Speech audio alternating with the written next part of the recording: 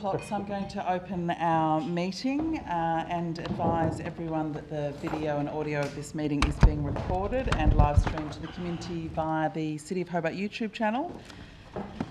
For the purposes of recording, elected members should wait for me to announce them before speaking, and I request that mobile devices be turned off or to silent.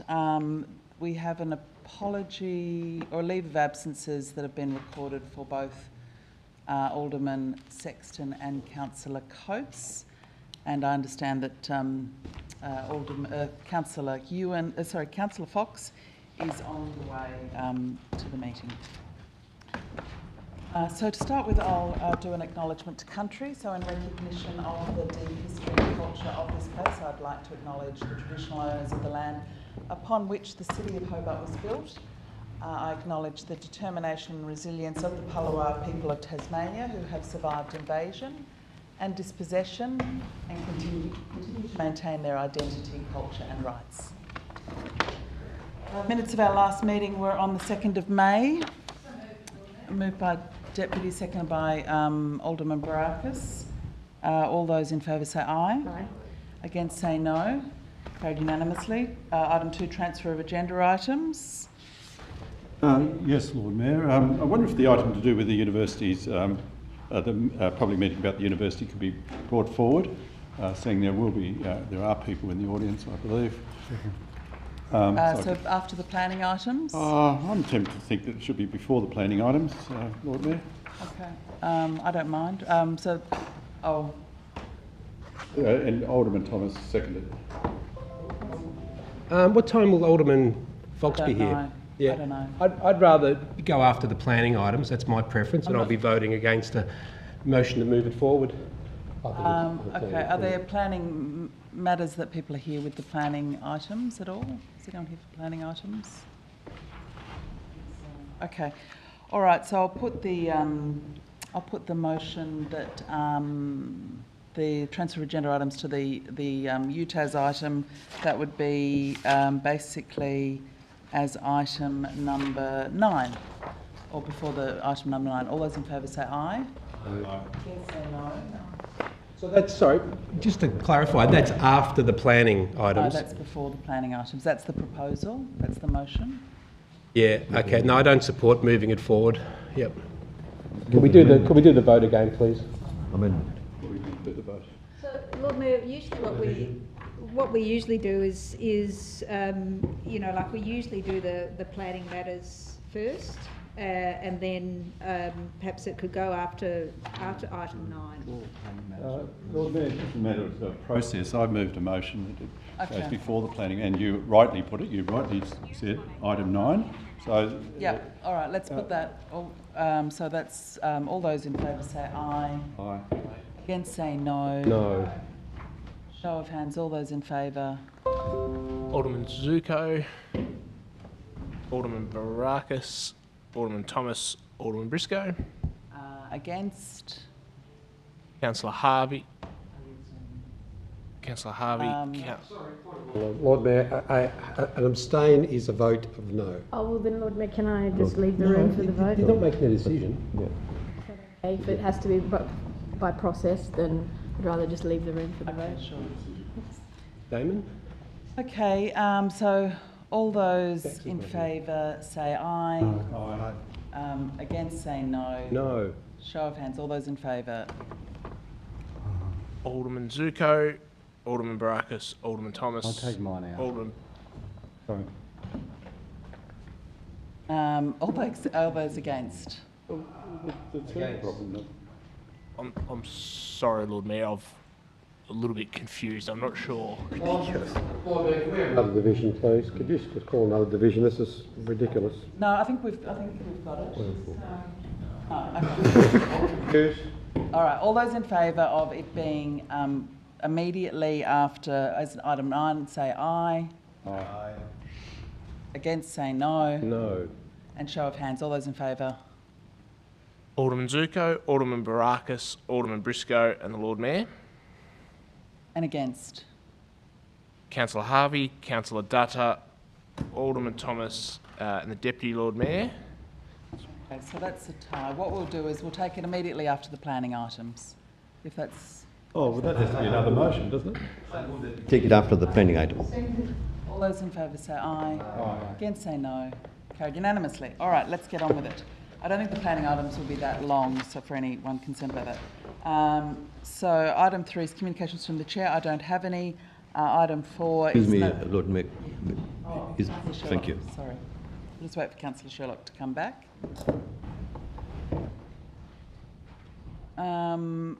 Okay, item 4 is the notification of council workshops. On the 10th of May, there was a workshop about the city shaping discussion and the draft governance framework, and there were 7 elected members in attendance. Item 5 is public question time. Are there any public questions on notice? There are none, Lord Mayor. Okay, any questions from the floor? Being none, we'll move on to responses to public questions taken on notice, if that can be received and noted. So moved. Seconded by Councillor Sherlock. All those in favour say aye. Against say no. Carried unanimously. Item 6 is petitions. Are there any petitions? Lord Mayor, and nil petitions this evening. Okay. Item 7 is consideration of supplementary items. So moved. There's one, isn't there? Yes, which we just put to... Oh, okay, all right. So there are no supplementary items. Item 8 is indications of pecuniary conflicts of interest. Lord Mayor, yes. Um, Item number 10, I believe it will be. I think, Come on. yeah, item Yes. 10, yeah. Okay, thank you.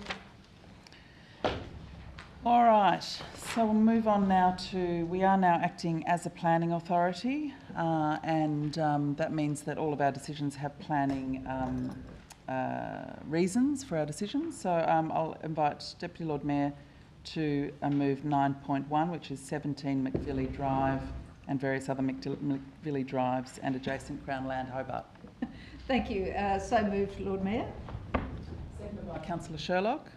So, Lord Mayor, this is consideration under the Sullivan's Cove planning scheme, and it's for the Sullivan's Cove Whisky Distillery, eating establishment, function centre, hotel and shop, and it was recommended by council officers for approval, subject to conditions, and this is Sullivan's Cove Whisky Distillery coming back to Sullivan's Cove in a sense.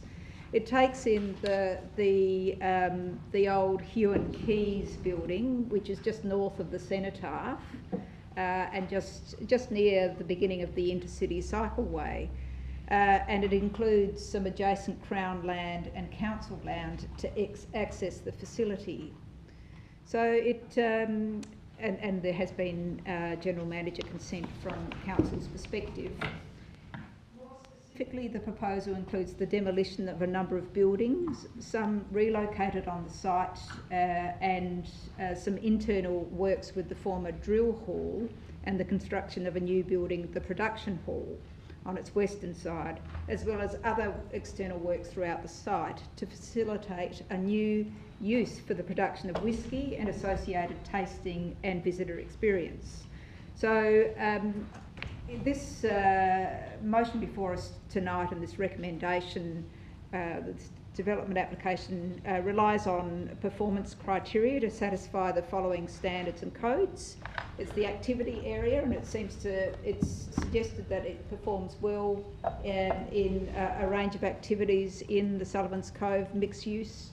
The conservation and cultural heritage values as a listed place. So there was a tweaking of one of the heritage provisions, which was a request by the applicant in relation to heritage and providing heritage information before building or construction started, and it was of the committee's opinion that this should really be it could be maintained as heritage, showing of what heritage values there were after construction within 3 months. So the work on the drill hall will focus on a new tasting venue, access, amenities, kitchen, office facility, and its smaller rooms, and those of the former residents on the site, are proposed to be used as private tasting rooms, office space, retail space and associated library. Now, interestingly, the production hall is configured primarily as the distillery element to the production of whisky, but also allows for tours of the facility. So the 11-metre height of this building is influenced by the specialised equipment required in it, so it's a distillery obviously, but the height of this building is lower than the 12.45 metre height of the existing drill hall. And there's quite a, so the drill hall will be painted up in its classic sort of white weatherboard look, and then the production hall will be clad with corrugated galvanised sheet metal with unfinished timber feature walls to its east and west. Part of this proposal is landscaping, and there is, which is I think quite a good thing, quite an abundance of accessible parking on the site.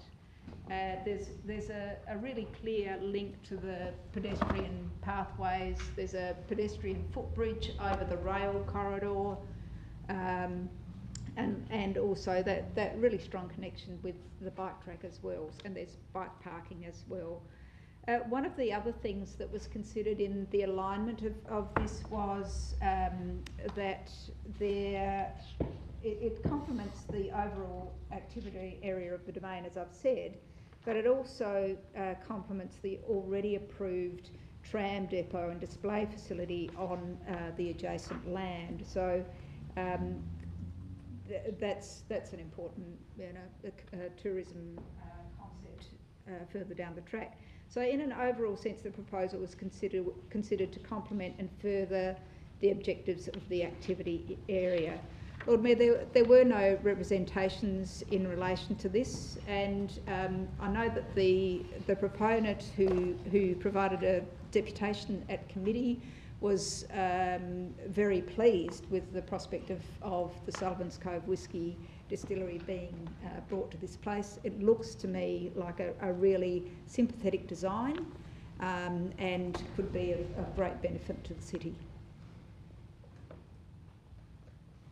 Further discussion? Yeah, just Councillor briefly, Harvey. Lord Mayor. I was quite pleased with the development of this site and this particular proposal, even though as a non-drinker, still I support the use of this facility, this building. It's been sitting there underloved for quite a long time, and to bring back another historical building into action, I think is really important for Hobart. So I do think this will be a popular destination for people to visit a distillery on the bike path, on the scooter track, if you want to call it that. And I think it will be an asset for the city in a good location, not right in the city, but the use of an historical building, I think, is a very good outcome. Lord Mayor, I would support this as well, and I just make three simple points. Firstly, I think it integrates well with the local landscape and topography of the area, which is commendable. Secondly, I think the other point I note that it has taken into account the heritage values, which is again very highly commendable. And the third point I also want to make is this: I think there's going to be quite a lot of economic benefits to the city. So on those grounds, I would support it. Thank you. Further discussion? Can I just ask a quick question just about, because I know there's often discussion about staff parking and whether that should be an issue or not. And I know in the CBD the planning scheme doesn't require staff parking for any development that's daytime development, not so much residential. But what's the rules around in this part of is that the same planning scheme or is it separate? Through you, to you, Lord Mayor, it's within the Sullivan's Cove planning scheme, and there's no requirement for the provision of staff car parking. There isn't? No. And this is a heritage site as well, so the provision of such might come at the cost of the heritage values of the site. Yep. And just very quickly, so the newly upgraded parking that's there, that is council car parking, does that have the sensors? Do we sort of manage that for, or is it, yeah? Through you, or to you, Lord Mayor, I understand that they do have sensors, and there are limitations on the car parking. Sorry, I'm subsequently been advised that they're not, in fact, installed, but there are restrictions to that facility, Lord Mayor. Would you like to sum up, Deputy? Yeah, just a couple of points. Yes, I in your questions around parking, just raise a couple of things. One of the things that we discussed at committee was the impact of the traffic movement when it's being built. Should it be approved, and also once it is functional on the bike track, and making sure that there's movement, sensible movement through there, and that is conditioned as part of this. All right, I'll put that. All those in favour say aye. Aye. Against say no. Carried unanimously. Item 9.2. 9.2 is 19 Beach Road, Sandy Bay alterations. Move by that. Alderman Barakis.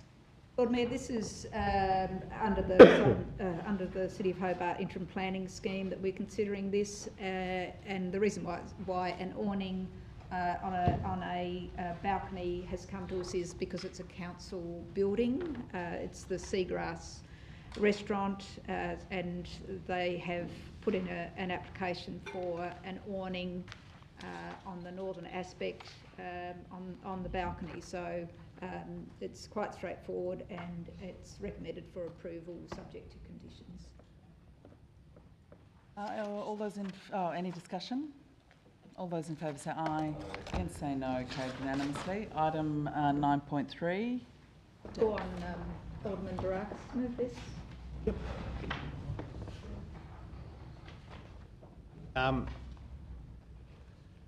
Thank you, Lord Mayor. I'll move item 9.3. That's the 184 Bathurst Street, Hobart. It's change of use to visitor accommodation. I'll move that, Lord Mayor. Seconded by... Need a seconder. Alderman Thomas. Thank you, Lord Mayor. Lord Mayor, it's an application for change of use to visitor accommodation. Specifically, it includes a complete change of use to an existing two-bedroom multiple dwelling to visitor accommodation use. The proposal relies on two performance criteria. One is parking and access, and the other one is under the interim planning directive number 6. There were two representations against this, objecting to this, Lord Mayor, and I understand that this would have been assessed and approved under officer delegation, but is before us tonight because it was called forward by an elected member. The two performance criteria were deemed to be compliant, and I think the majority of the committee, last week supported that view. So I'll put that. Further discussion? Lord Mayor? Lord Mayor, I'm not arised not to support this. I don't think it's a suitable development application, and we do have discretions in relation to this. There were certainly things raised in relation to this application, so I'll foreshadow a motion for refusal. Alderman Zuko. Yeah, Lord Mayor, I just want to ask a question through you to Alderman Barakis. Did Alderman Barakis state that the reason why it's here because this was brought forward because an elected member has called it forward? Is that correct? That is my understanding, yes. Yeah, Lord Mayor, this is concerning to me because, look, I don't know if this is true or not. I can't verify it, but I was also advised by a member of the public that our planning department, I think might even have it on a text or an email, that our planning department was advised by the councillors that all matters relating to short stay accommodation have to come forward to council. Now, if that's the case, that is concerning to me, Lord Mayor. And this, to my point of view, might be in that domain. The question I would like to ask through you to the general manager or the CEO, sorry, is have we got a policy in our planning department that the council or elected members have advised the planning department that all matters relating to short stay accommodation must come to council? Is that correct or incorrect? Or Mr. Noy? To you, Lord Mayor, there's no such policy position. No such policy position? However, elected members can call in specific applications as they wish, as the policy allows. So that means that the person that's contacted me was advised incorrectly by our planners. Well, that's good to see. Maybe the person got it wrong. Alderman Briscoe. Yes, just to further what Alderman Barakis said, the two representations, one was from a well-known political organisation and another was from somewhere in Newtown. Key thing about this is that neither of them were neighbours. They suggested that we should reject it not on planning grounds but on policy grounds, and we haven't got that option until the amendment. If the amendment goes through the appropriate channels, then we would have grounds to refuse it. But this is in a street where there are plenty of quite commercial short stay accommodations, and the key thing is there were no neighbour concerns. Literally no neighbour concerns. Councillor Dutta. Thank you, Lord Mayor. Now, with this particular application, I am usually, when it comes to applications of changing to a visitor accommodation, I look at it quite critically. Now, in the past, if you look at my record, I have voted against applications which has come through. I did that on the basis because I was able to quite clearly, rationally, in my own mind, argue against it. With this one here, I found it very difficult to argue against it. And therefore, to say that it is a matter of principle, which the criteria does not lay down as a criteria, to say yes or no, or sometimes we have used the argument that it's on social conscience that I'm voting against it. But when it comes to planning matters, I am guided by the planning scheme, and unfortunately it is either a acceptable solution, which is very clear, and there is a discretion that all of us can use. And in this particular application, I am using my discretion to say I will support this because I find it difficult to go against the recommendation made by staff. Thank you. Okay, any further discussion? No discussion, I'll put that. All those in favour say aye. Aye. Against say no. Aye. Show of hands, all those in favour. Alderman Zuko, Councillor Harvey, Councillor Dutta, Councillor Sherlock, Alderman Barakis, Alderman Thomas, Alderman Briscoe. And against? Councillor Fox, the Deputy Lord Mayor and the Lord Mayor. That's carried, Lord Mayor. Okay, so 29, item 9.4, 20 McVilly Drive. Thank you, Lord Mayor. I'll just turn this up. Move this application for signage at 20 McVilly Drive. Seconded by Alderman Thomas.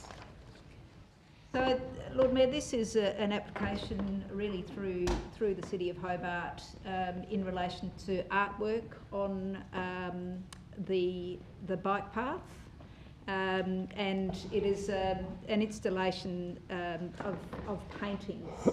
So I don't think there were any representations against this, and it's certainly a piece of work and artwork which we will have great public benefit in relation to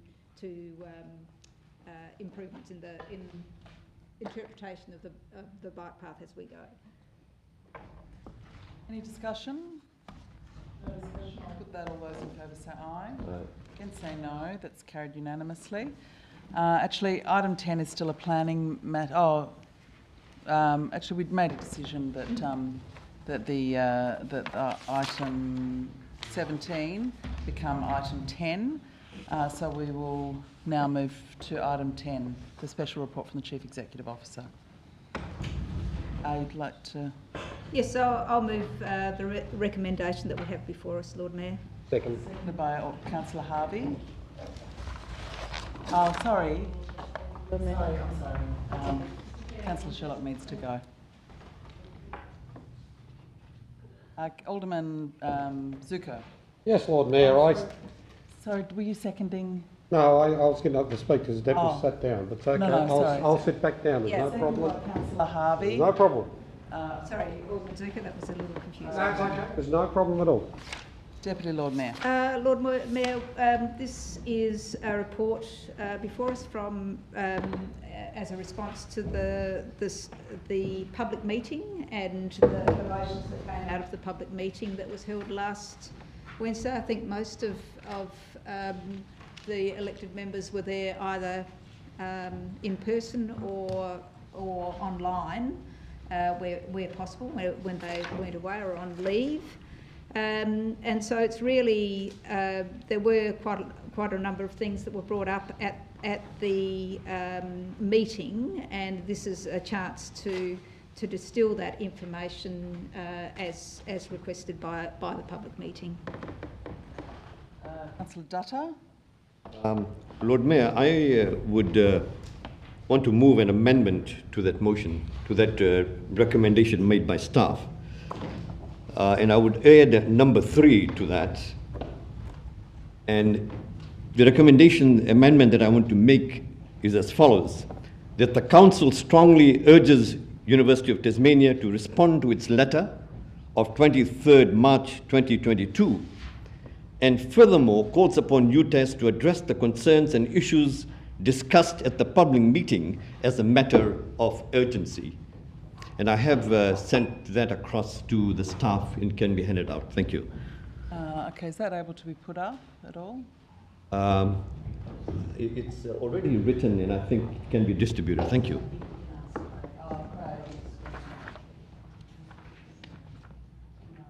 Oh, no. Lord Mayor, look, I thank you for allowing Councillor Dutta to speak, but I was actually up prior to that. But anyway, look, I won't go on too much about that. But I also was getting up to actually move an amendment, so there's going to have 2 amendments on the cards.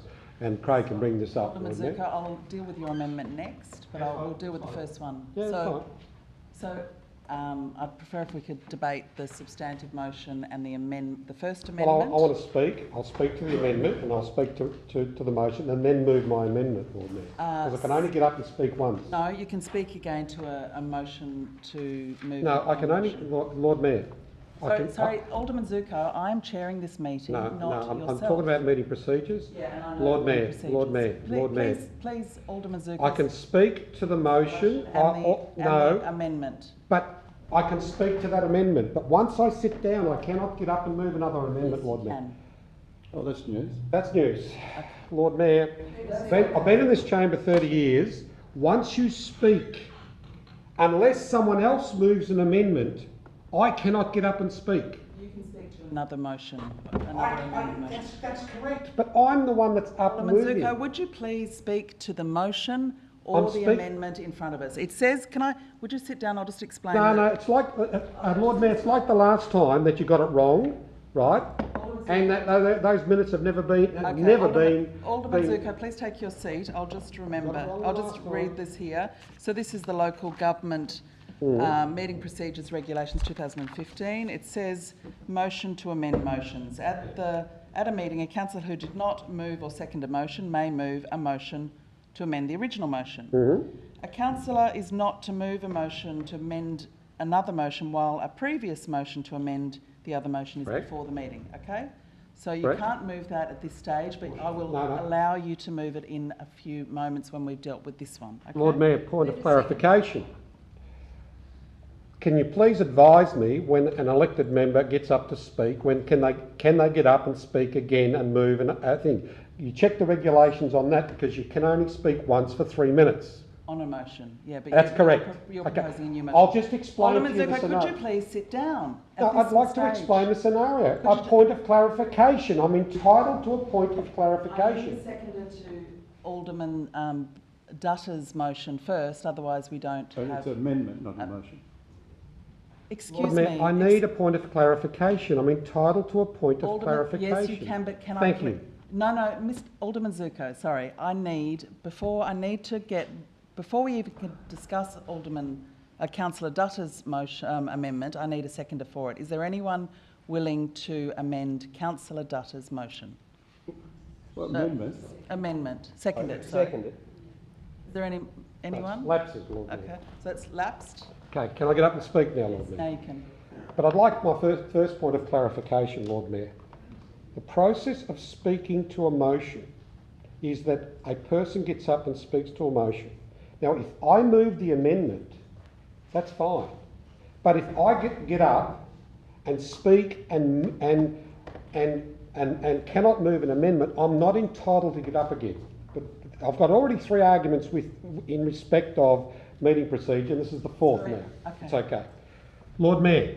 So, sorry, did you want a point of clarification or not? No, I'm clarifying. Not your I'm clarifying. No, well, okay. Okay, so That's let's not, move on, that's Lord not actually Mayor. allowed for in Thank the you. Local Let's Government move on. Act. So I'm just clarifying that you are now moving an amendment. I'm first speaking and then I'll move an amendment, Lord Mayor. That's what I'm entitled to do.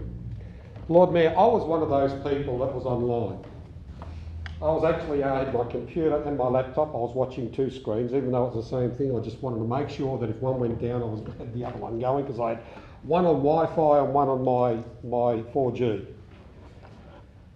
Lord Mayor, I sat in a hotel room for nearly 3 hours watching the event, which I thought was actually quite a very good event. I was actually a little bit annoyed that a little bit of heckling happened, but that's what happens. As long as it's heckling, it's fine. I've got to say to you that waking up the next morning absolutely concerned me, reading what happened at the meeting, but that's another matter which still concerns me, and I think everyone knows what I'm talking about. Lord Mayor, at that meeting it was very, very clear, and a number of people had spoken, a number of well-known Tasmanians had spoken, and a very well-astute QC, is it QC, Mr. Aliff? Yes, it's a QC, I'm sure he's a QC. Oh, senior counsel. He's a senior counsel. He actually made me laugh. Actually, another person made me laugh as well. He was very passionate, and I love passionate people. I think they're there to change the course of what we do and don't do. Lord Mayor, nothing detrimental to the recommendations that are here before us tonight, but I don't believe this recommendation takes into account what the meeting was about.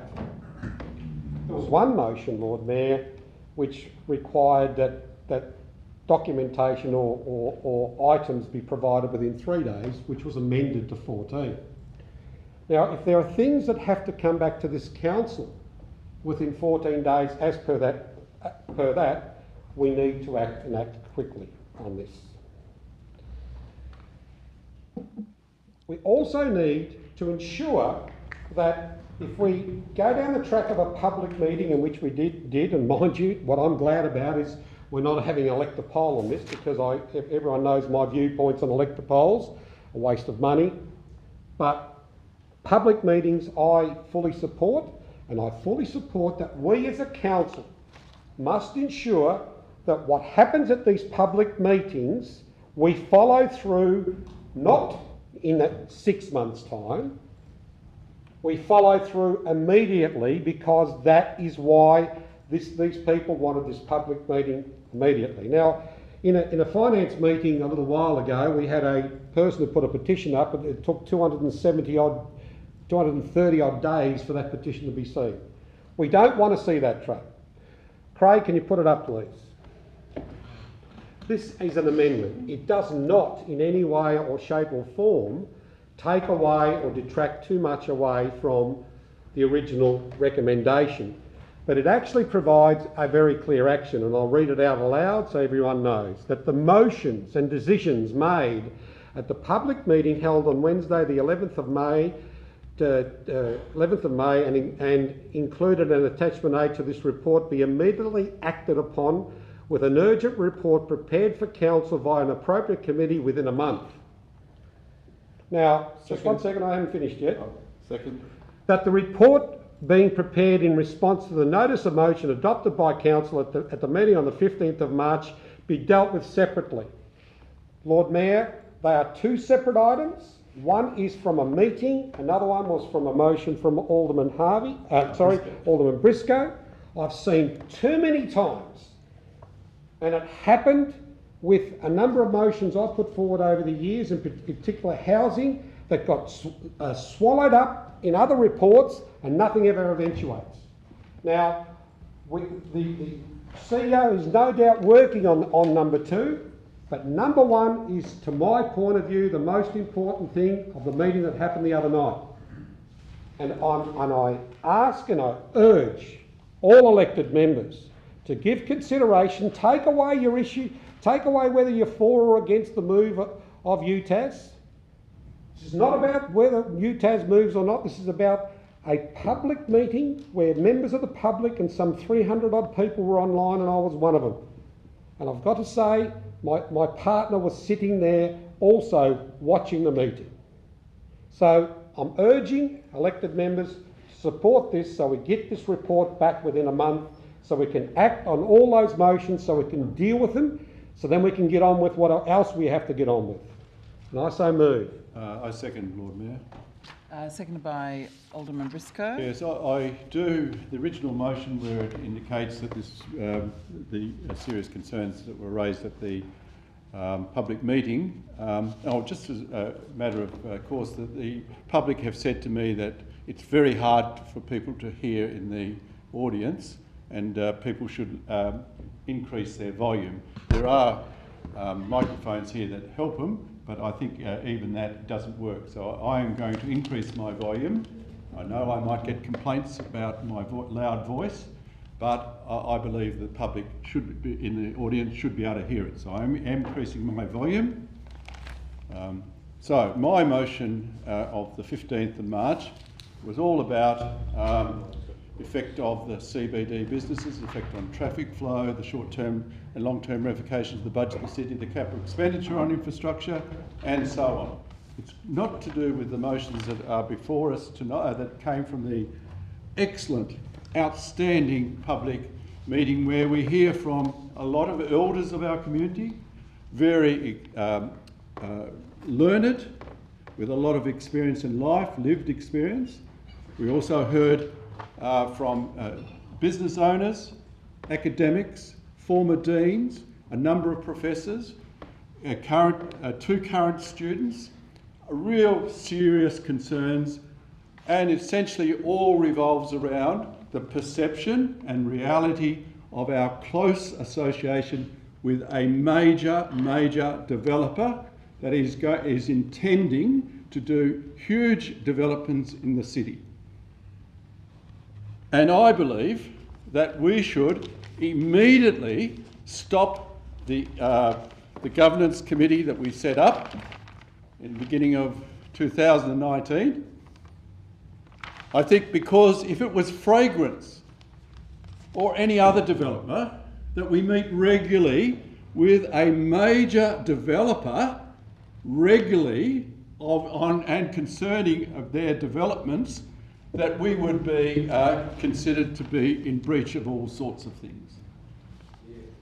I believe, and I've got notes here, that you, Lord Mayor, under the guidance of the City of Hobart and UTAS Governance Forum, met at least 9 times since the beginning of 2019. It may be more. The dates I was given stopped on the 16th of the 9th, 2021.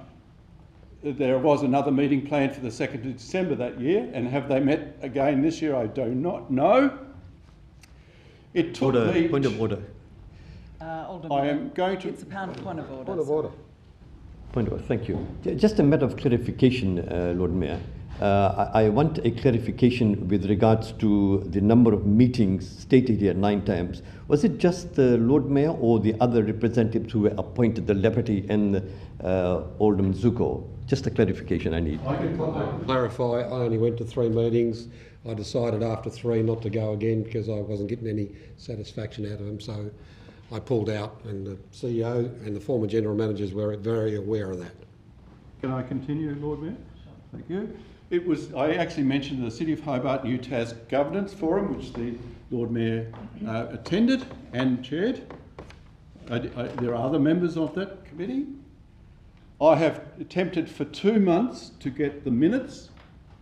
At one stage, I was provided with 1,000 pages. You look at these 1,000 pages and you'll find your answer there. It wasn't in that 1,000 pages. I read it overnight and found it wasn't there. It appears that I was so frustrated, I put a right to information request in. But I was told that the right of information, you would have to get approval from the university to allow me to look at minutes of a committee we set up. It was ridiculous.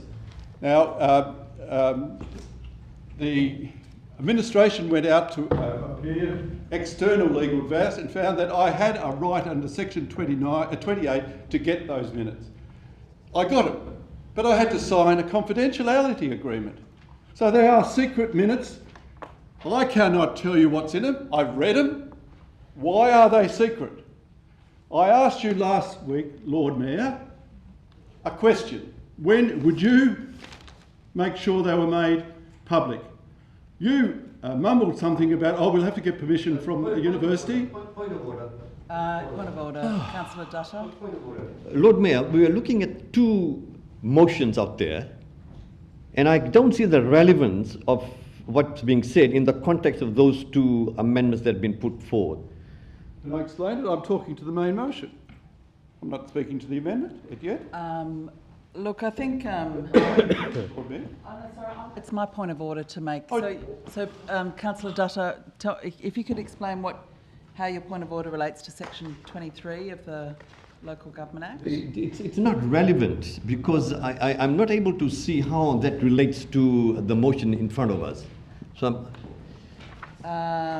look, I think it's probably that a councillor is being misrepresented during the debate potentially. But look, I think you've heard Councillor Dutta's concerns. But if you can continue, I don't think it's quite a point of order, Councillor Dutta. Thank you. It was ruled that it wasn't upheld. Thank you. So, in the motions that were before the public meeting, Part 3 of Motion 1 calls upon the Council to cease cooperation with the UTAS. I agree. We should immediately stop any cooperation with the UTAS. It's 30 seconds. Right, I'll ask for an extension of time. Thank you. Moved by Councillor Alderman How long Barakis. after? Second by Alderman 2 minutes. Zuko. 2 minutes? Yeah. All those in favour say aye. Aye. Against say no. Thank you. Carried unanimously. Motion 7, Part 2 and 5, also calls upon the Council to cease cooperation with UTAS Property Group, which is in fact the developer we're dealing with. You may recall that the minutes of that company was leaked by a very courageous whistleblower, and in it we have a whole page. We are a risk to the UTAS property developer. A whole page. They actually mention individual councillors we've got to work on because they've got an extreme risk prior to any application coming in that we want to seek support from individual councillors. It's in their risk register. If you haven't read it, Lord Mayor, I suggest you read it. It is a corruption of the process now. We meet with them regularly under this guidance of governance forum. I believe the CEO should immediately say that meeting will not happen, the next scheduled meeting. Immediately. Because I think you've got a probity issue now, a serious probity issue of this council. The community have spoken at the public meeting on Wednesday, in fact, strongly seeing that connection. I'm an insider. I had to fight to get minutes of a meeting, of a forum that was set up by council. What incredible energy that the community has to do to get the same things that I can. I fought. Can you answer the question? Lord, I'll ask a question, Lord Mayor. 30 seconds. No, it can't be now because I'm asking a question. The time has to stop. Thank you. I asked you a question that you were taking on notice. Answer it now, Lord Mayor. Are you going to provide the minutes of the UTAS Governance Forum? Alderman Briscoe, I'll take that on notice. But you took it on notice 2 weeks ago. Well, I'm sorry, Alderman Briscoe, but I haven't got the answer for you on this, and it's not my decision. I do need to seek advice on it, which I'm still waiting on. So you've had 2 weeks to seek advice? It's not necessarily... I said I'll take it on notice, and we're not going to have a debate about this, Alderman Briscoe. You've got 20 seconds. I've asked a question, so you're not refusing to answer. I'll take it on Okay. notice. 2 weeks ago you said the same thing, right? Okay. 20 seconds left, Alderman Briscoe. Well, I'm having a discussion with you. I don't think that should be counted. Right. I think now I can speak to the amendment. Do I have another 3 minutes to speak to the amendment? Or do I, when I sit down, can I get up and speak to the amendment? Yes, you can. Thank you. So any further discussion on the motion or the amendment? On the amendment, Lord Mayor, there's some recommendations there that were in the motions that were put by the public meeting, and we did hear a wide range of views, and I think it was largely a positive event. There was a lot of passion in the room. There were some disappointing elements. I think, as was said, the heckling of people that spoke in favour of the UTAS move, I thought was unfortunate. I think this was a time for people to have their say, and I think people should be able to have their say without fear of getting shouted down or heckled down. And there was also the already talked about behaviour of some of the elected members, which was disappointing, but that's not for today. I think it is important, and when we have those motions, and I think they were unanimously supported, that specifically laid out timeframes, and the initial timeframes weren't realistic and they were amended, that we do our best to consider those within the timeframes. The movers of the motions and those that supported it in the public meeting might not like what we have to say in response to those, but I think it's important that we do our best to respond to those in the timeframes that the public's given us.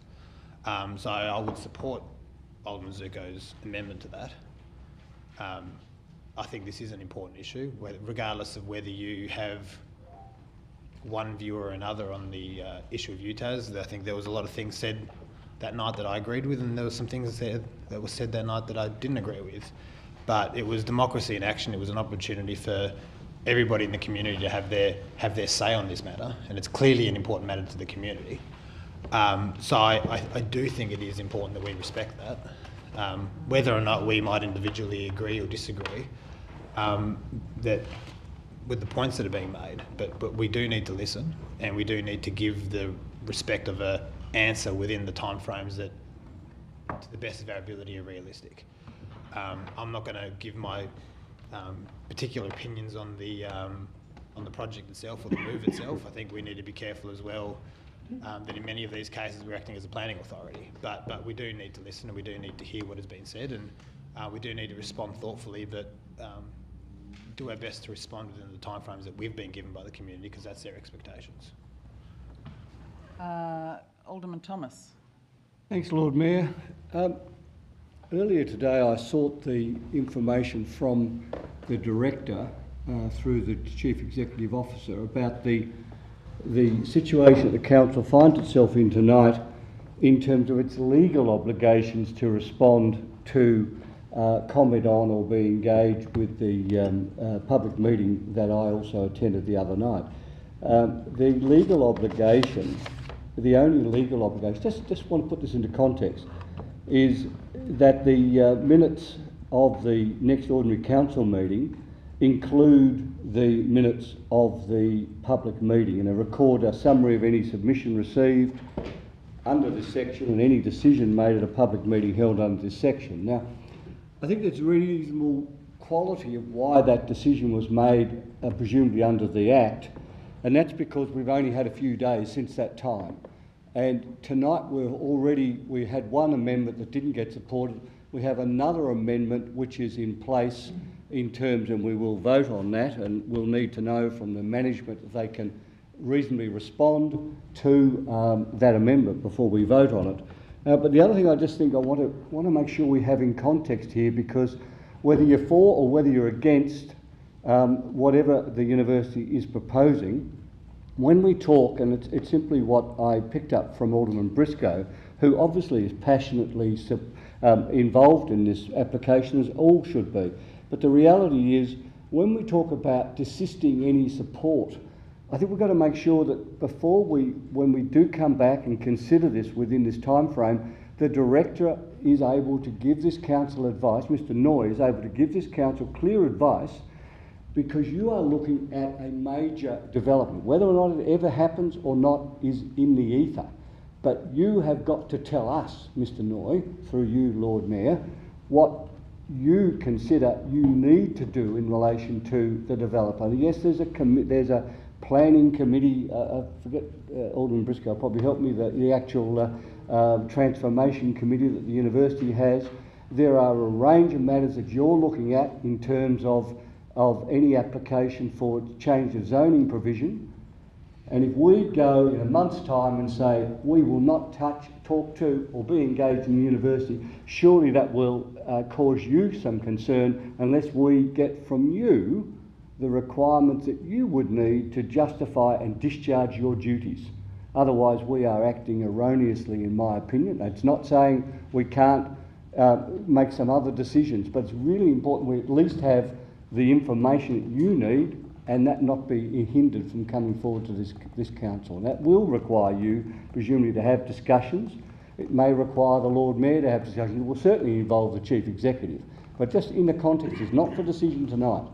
But we are a legal body and we will be asked at some stage to make an action in terms of a decision in respect to an application made by the university. And we've got to be very careful we have the right information, the fullest amount of information for us to discharge our duty. Just a point of clarification, Lord Mayor, and you know this is you're allowed Alderman Dutta points of clarification, points of order, which were actually totally inappropriate. Sorry, Alderman Zuko, would you want to clarify? Could you just resist trying to comment on my chairing all the time? I'm the chair of this meeting. That's fine. So can I just clarify? I'm just making a reference. It's called a reference, Lord Mayor. I'm sorry. It's called a reference. I'm not about your chairing. At no way, no, and I'd like Zuka, the recording checked. I was not referring to your chairing. I was referring to a reference. What were you wanting to do? A point of clarification is a personal. No, a point of clarification is a personal explanation to the meeting. Yeah, do you have a personal explanation? Yes, I do. Alderman Thomas made a reference in regards to the potential of doing something that's not within the scope of the amendment. That's all I was saying. All right. Okay, further discussion. Can I speak to the amendment? Yes, you can. Thank you. Have I got 3 minutes? Or? Yes, you have. Thank you. The motion... Once again, can I just clarify that I am the chair of this meeting? Okay, yeah, chair. My timing hasn't started because I haven't spoken yet. Thank you. Go ahead, please. Oh, I am being interrupted on the side here. Yes, if you the motions that came before the meeting on Wednesday night were very considered motions. Some were written by lawyers, and one motion indicated to make sure that all the statutory obligations of the council were met. It didn't say refuse all applications from the council. It said disconnect a partnership that we never voted on, and it's clear we never voted to support 100% movement into the city. And if you think we did, name the decision of council, the date, because we never did.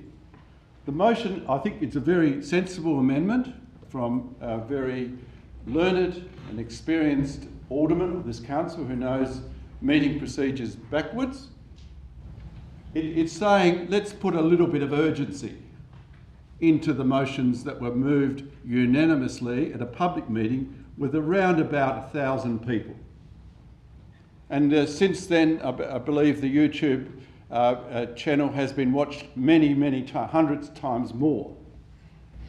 If we are not responding to the concerns of the community from letters to us, from letters to the paper, from talking points, and from a public meeting done under the appropriate running by the Hobart City Council, we are not doing our job. We should all resign, not only people I've called to resign, we should all resign.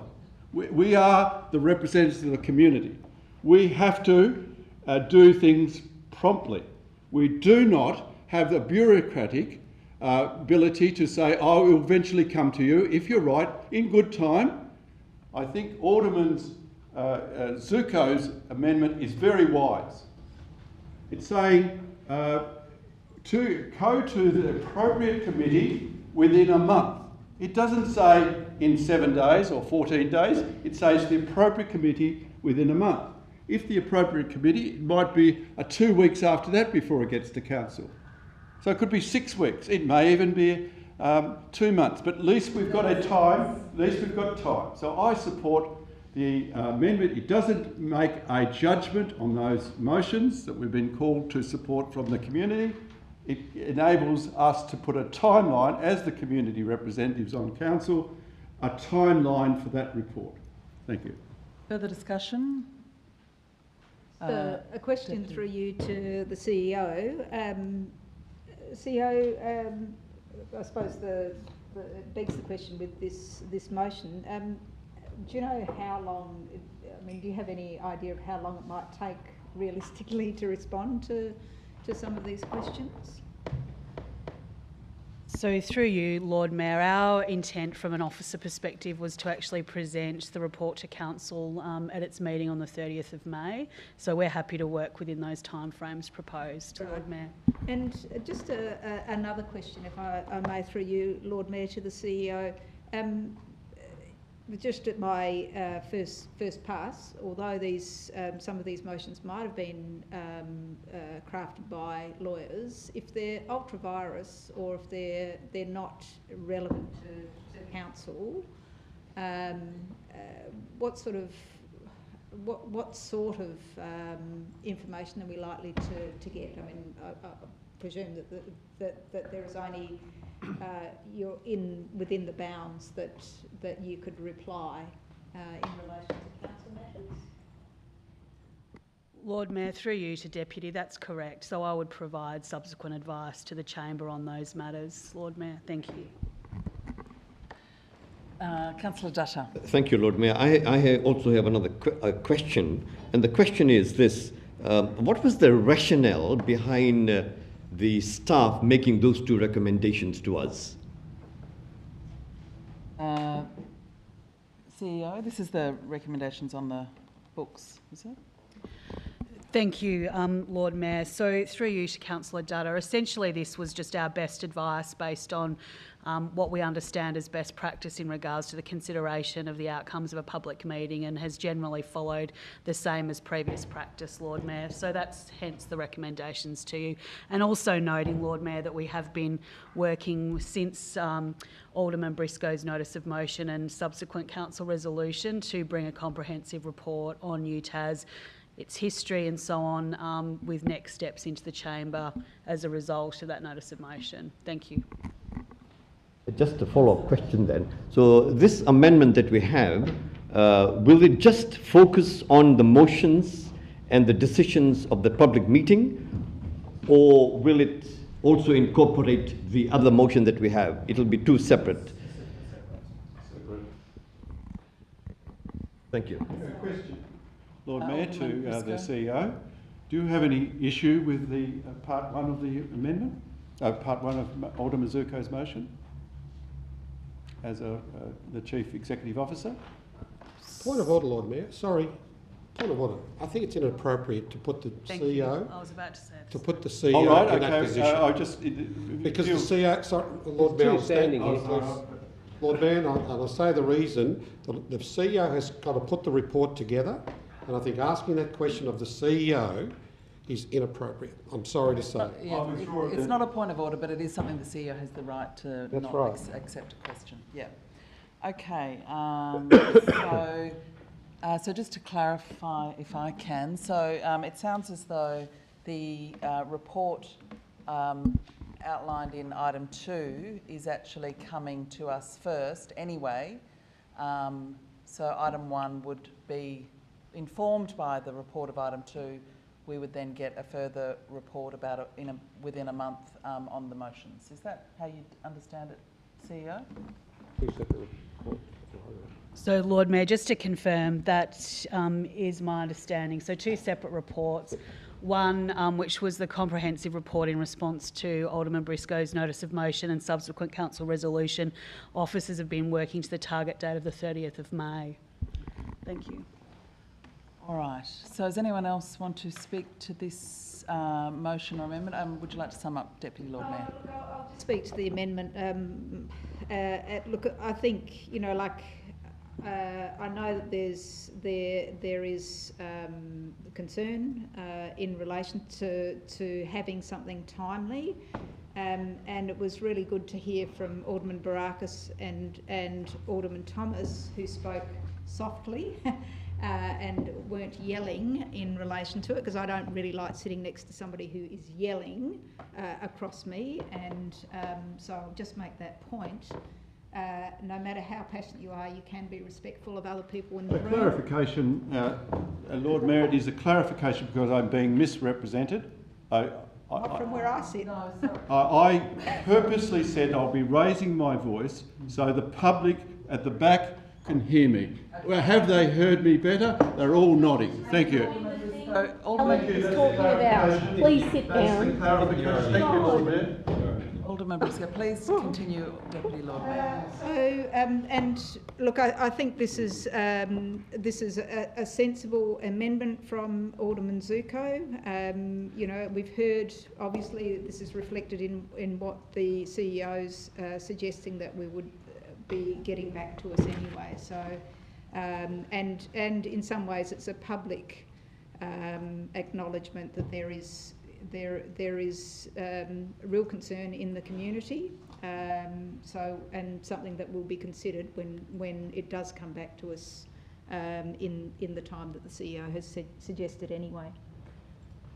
Okay, Councillor Dutta. Thank you, Lord Mayor. There are a number of observations that I want to make also. Firstly, the public meeting organised and the attendance was very healthy. It was something that a democratic country and a democratic community like ours needs to be involved in. What we also need to remember, I think, in my observation, that in a democracy, we should also respect others' views. My point of sadness in that meeting was when one person stood to speak for it, she wasn't received in the same manner when you presented the other view. So I think, you know, that is a point to be mentioned. And I think in a healthy democracy, regardless of my skin color, my religion, my race, my ideological position, we ought to respect each other. For me, that is a healthy democracy. Point number 2 is that no one here is saying that we are not listening to the community voices and their concerns. We all are. We responded to the North Hobart. Some people might say, well, the parking, it took a long time, but we did. There was also a number of other issues, and we do respond according to the advice given to us, because we are board members. And as board members, we need that advice. Sometimes we just can't make decisions based on emotions. The other point that I want to make, I would recommend the recommendation. I would support it. But my only concern is that there are a number of motions in there, and I'm pleased to hear that the CEO has mentioned that the decision and discussion will be made as to what is relevant here. Because if I look at a number of motions in here, it is not relevant to us. Number 8, and there are a number of others that I can go on and speak to, that really I don't see the relevance. It is not directed to us, but it is more so directed to other institutions, as it were. The other point that I want to make finally is this, that I'm glad that there are 2 separate reports coming, because my concern was that we have a motion already that was moved by Alderman Briscoe. I didn't want that to be delayed. So to hear that it is coming on time, it is very pleasing, and this will give us more time to look at it and critically analyze all the aspects. So I would support it on those regards. Thank you. Okay, any further discussion on so the amendment really, Alderman Zuko, is instead of the recommendation? Okay. That is correct, Lord Mayor. All right. So, Lord Mayor, just to clarify, nothing's really changed. This is just a paraphrasing of the officer's recommendations motion. The outcome will be the same, through you to the CEO. No. Sorry. The outcome will be the same, except that we've broken into 2 different components, rather than include the motions from the meeting. No. Through you, Lord Mayor, as it's outlined there will be 2 separate reports. Yeah. One that relates specifically to the notice of motion, that was the subsequent council resolution, and now further in regards to these specific motions as an outcome of the public meeting, Lord Mayor. That's how I understand it. Okay, so it's just an additional report, breaking them into 2 parts, as opposed to including them in the one report. That's correct. Yep, and you think there's an advantage of that. Okay, but I'd just like to pick up on what Alderman Dutta has said, and I totally agree with his comments here. I knew people who would have attended and spoken at the meeting, but they were fearful. They didn't want to be pilloried by it, and that came across with the only person that did, have an alternative view, did get howled down. So it was a bit of quite a unnerving moment for them. They did struggle after that. I think they've had a bit of support as well, but they didn't expect to be met like that at a meeting, and others may have participated as well, but they anticipated that it wouldn't have been a very friendly crowd to be part of. I did watch it online. I heard nearly all of it, except there were some problems with the sound at the start. I was very happy with the officer's recommendation. I thought it made sense to include the motions from the meeting into a final report, or into a substantial report, I should say, with regard to the recommendation or the report from a couple of weeks back. 2 months ago. Yeah. When it comes to this, it's immaterial to me, I guess, really. I was happy with the officer's recommendation, which will give us the same outcome in one report rather than in 2 reports. But it looks like this is the amended we'll get up tonight. So just a question, sorry, Lord Mayor. So we have essentially received the summary of submissions, have we not, as part of this report? So do we need that as part of the motion, is my question. Through you, Lord Mayor, I might ask Paul Jackson to comment on that. Thank you. Through you, Lord Mayor, they are included as an attachment to the minutes. So look, I guess that part 1 of the motion was the recommendation was included purely to make it expressly obvious that the copy of the submissions had been received by council. Well, perhaps if Zuko could just and included as attachment A. They're included in attachment A. Oh, okay, right. Okay. Yeah. I've tried to cover everything. Just some clarification, Lord Mayor. So this is no longer the amendment, this is the substantive motion? Because it was moved as an amendment. Lord Mayor, may I clarify? Yes. That was the motion there. I've amended the motion that was here. Okay? Right? It is an amendment. I'm just clarifying. Okay. We have 2 votes, 1 on the amendment and 1 on the motion. No, Okay. This is replacing the officer's motion. okay. Okay. All right. So. Is that correct? This is replacing correct. the officer not Alderman Duca, through the chair. Through the chair. Ask the question again, please. Okay, just one more time with feeling. This motion here is replacing the motion that the council officers presented us with. So we're only voting once, and that's the motion. I think so, yes. Matter of clarification, a member of the public who is in the public has asked for the amendment to be read as they cannot see the screen. Okay, as the mover of the amendment, I will read it again. That, number one, that the motions and decisions made at the public meeting, and I hope I'm not speaking too loud, it's my normal voice, at the public meeting held on Wednesday the 11th of May and included as attachment A to the report be immediately acted upon with an urgent report prepared for Council via the appropriate committee within 1 month. Number two, that the report being prepared in response to the notice of motion adopted by Council at the meeting of the 15th of March 2022 be dealt with separately. Hopefully everyone got that? Was I loud enough? Thank you. Okay, any further discussion? No discussion. I'll put that. All those in favour say aye. Aye. Against say no. It's carried unanimously. Okay, we're moving on now to... we need to get Councillor Sherlock back. Yes, thank you. The new item 11, the old item... 11. Old 11. Go back. Wanted me to... Oh, it's 12. No?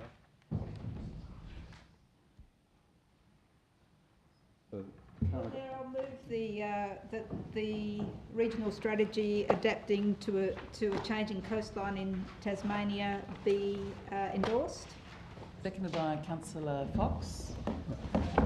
Lord Mayor, this is work from the Southern Tasmanian Council's Authority regional strategy. So it was discussed at the planning committee meeting last Monday, and it's really about the council adopting this for the STCA as part of its resolution, and the council applied the strategy's coastal management principles to the development of a series of integrated hazard management plans for Hobart's coastal and riverine catchments. Lord Mayor, the strategy's focus is on supporting local government in responding and managing increased coastal hazards across southern Tasmania due to climate change impacts and sea level rise. It's a significant body of work and report affecting most of the southern Tasmanian councils, and it's been the key work that the STCA has been doing. The regional strategy, adapting to a changing coastline in Tasmania, has been prepared by the STCA in collaboration with Greater Hobart Councils, Clarence City, Glenorchy City and Kingborough. And I know full well that there is interest from other councils and regional authorities. So the Cradle Coast Authority is very keen to get their hands on this work, because it's something that really it speaks to the beauty of having a regional approach to how we look at matters such as climate change, but coastal strategies. So this strategy is for endorsement by various southern councils, and that's why it's here tonight. And we have a STCA meeting next week. So it's really important that we look at building on the principles of public safety, private property, local government, legal risk and adaptation, coastal management and planning, and coastal values. And I commend the brilliant work of many council officers, but particularly John Dole, Ellen Pryor and Katrina Graham, who've worked really hard on this. Any further discussion? No discussion on climate change? Not controversial? All right, I'll put that. All those in favour say aye. Against say no. Carried unanimously. Item 11 is that planning? Yes, Yeah. On behalf of the committee, Alderman Lord Mayor. Brackens. Thank you. Item 11, significant tree nomination. Oh, sorry, seconded by Councillor Sherlock. Thank you, Lord Mayor. The motion is that the nominated tree at the public walkway between Burntmoat Road and Ruth Drive, Lena Valley, not be listed as a significant tree in the significant tree register and the significant tree code of the Hobart Interim Planning Scheme. The reasons provided, it was the advice that we were provided during the committee, and I'll just read it out because it's not very long. The tree is an attractive feature of a public walkway and is one of the few remnant trees in a recently subdivided area. However, the tree is not of sufficient age, size, prominence or individual ecological significance to be considered to meet the threshold for listing under the significant tree assessment criteria. Category 9 of the criteria states trees that have a significant contribution to the integrity of an ecological community. These trees are remnant native species which provide significant habitat for rare, threatened or locally uncommon or common native species. For example, trees that provide breeding and foraging habitat, resting sites and refuge. While all trees, particularly native trees, provide ecological benefits, the threshold to meet this criteria requires that the tree has an individually significant contribution. This might include trees that have established nesting hollows or are known nesting sites for threatened species. This tree is not considered to individually meet the threshold for listing under this category. It was also discussed during the committee, Lord Mayor, that the tree's quite sick. I think it's dying, was the advice that we received. And also that,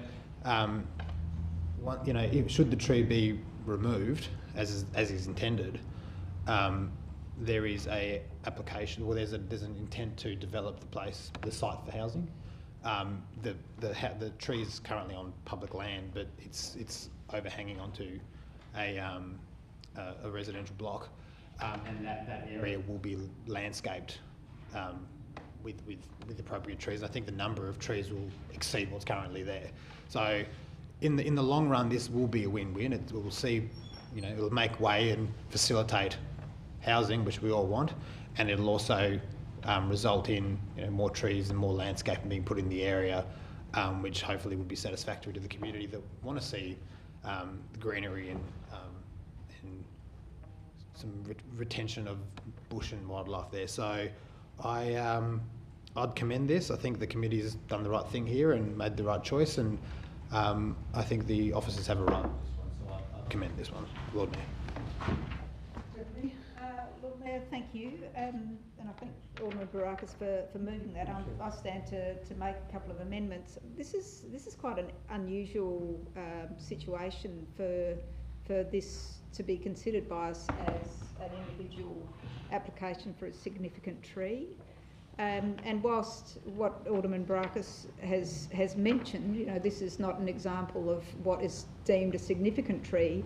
Unfortunately, what we've seen over time in subdivisions like this, but particularly this subdivision, is a reduction in the number of significant trees. So it's a bit of a Murphy's law, like there has been clearing over time of this species and other endemic species within this area, and yet this is not an example of a significant tree. Be that as it may, I suggest that we should be looking at retaining this as per our council street tree policy. This is an important component of that. I have a number of amendments, and I ask that Craig, if you could put those up to be read. So, whilst I understand that it's not to be listed as a significant tree, that the tree, this tree is retained as per council's street tree policy. Part 3, that council officers provide information as to whether there has been significant endemic species loss across this subdivision. And B, 3B, undertake appropriate tree planting in the vicinity. So can I have a seconder for that amendment? Is there a seconder?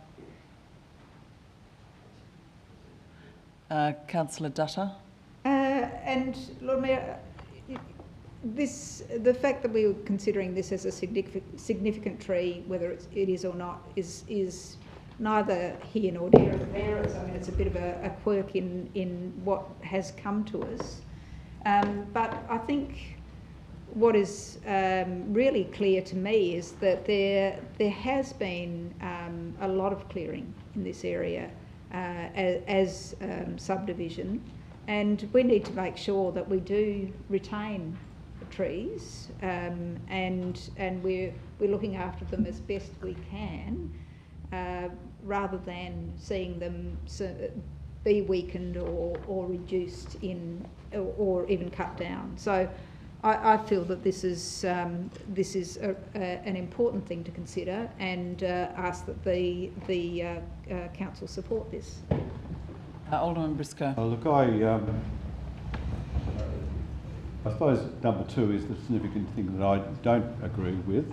Now, Eucalyptus finalis, white peppermint, I think I used to call it. It's a beautiful species. I love a few of them on my properties, and it is a beautiful tree. The officers have turned to the panel to assess whether it fits into the heritage significant tree register. They've assessed it wasn't. But they also further said the tree, in fact, 2 arborists were engaged and said it is not a tree of significance and is under stress and declining health.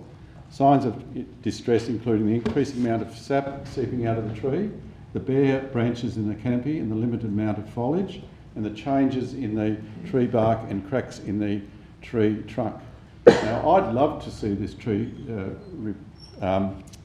retained, love to, but it has now a subject of report that it said the tree, further it says that is unsuitable for the built-up area. Now, this is on a pathway which would be kids and other users of this area would walk along. If a bare branch broke off in a wind, or the storms that we're apparently going to have tonight and later on tomorrow, then we have a report in front of us that says it is a risk to safety. If we accept that the tree is retained, we're saying we're ignoring the advice of our officers, and I'm sure that Councillor Dutta, who has a lot of time for the advice of officers, would say, and his experience as a practising lawyer for a while, would say, well, there's a fair bit of evidence that we are maintaining a risk we knew about, which we could do something about. Now, as I said, it is written here in the report that he could argue, if he was the lawyer for the plaintiff. Sorry, Lord Mayor, point of order. I'm confused. Why is Alderman Briscoe speaking through? Yeah, I don't understand why he's trying to. I think it's. Could you speak for yourself, please? You're doing okay, but just focus on your. Could I have that?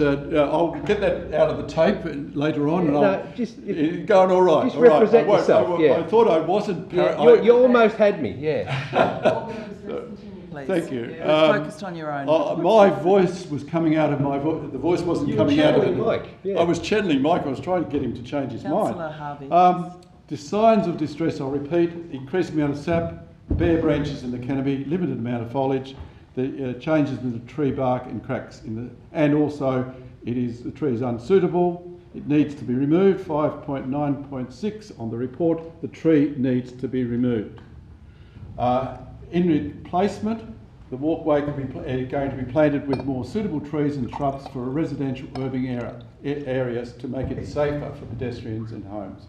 So again, I find from a responsibility to the community that I could not accept part 2 of that, but I think the rest of it I could accept part 1 and 3, but not part 2. Thank you. Okay, any further discussion? Councillor Dutta. Thank you, Lord Mayor. Just want to make 2 points in here. Firstly, if I understood correctly and if I'm interpreting correctly, mention was made that this is presented so Councillor Dutta would change his mind on this. I was trying to. The point I want to make here is this. If you look at the record of the planning committee meeting, I in fact supported the recommendation made by staff. So that's a clarification that needs to be taken on board. So there is nothing to change my mind here. Point number 2, which I want to make, and this is the argument I used in the planning committee, that the recommendation made very clear it was risky. Now, as a planning committee member, my question in my own mind was, if there is reasonable foreseeability that there's going to be risk to this, I therefore said yes in my own mind and accepted the recommendation of staff. Thank you very much, and I'll do so again today. Lord Mayor, can I have clarification? Who seconded the amendment by the Deputy? Councillor Dutta. Thank you. So, Councillor Harvey. I will make a comment. Lord Mayor, I voted for the officer's recommendation, I think, at the meeting. But I am also reluctant to remove trees, but it's got to be based on circumstances. And if this tree was a bit further away from the footpath, or actually I think the proponents of a development want it cut down as well, but they're also prepared to help with the improvement in the area. But if this tree was further away, I would definitely give it the dignity of dying in its own time, rather than cutting it down, because trees grow old and die like everyone. So unfortunately, this particular tree looks like it's in the wrong place.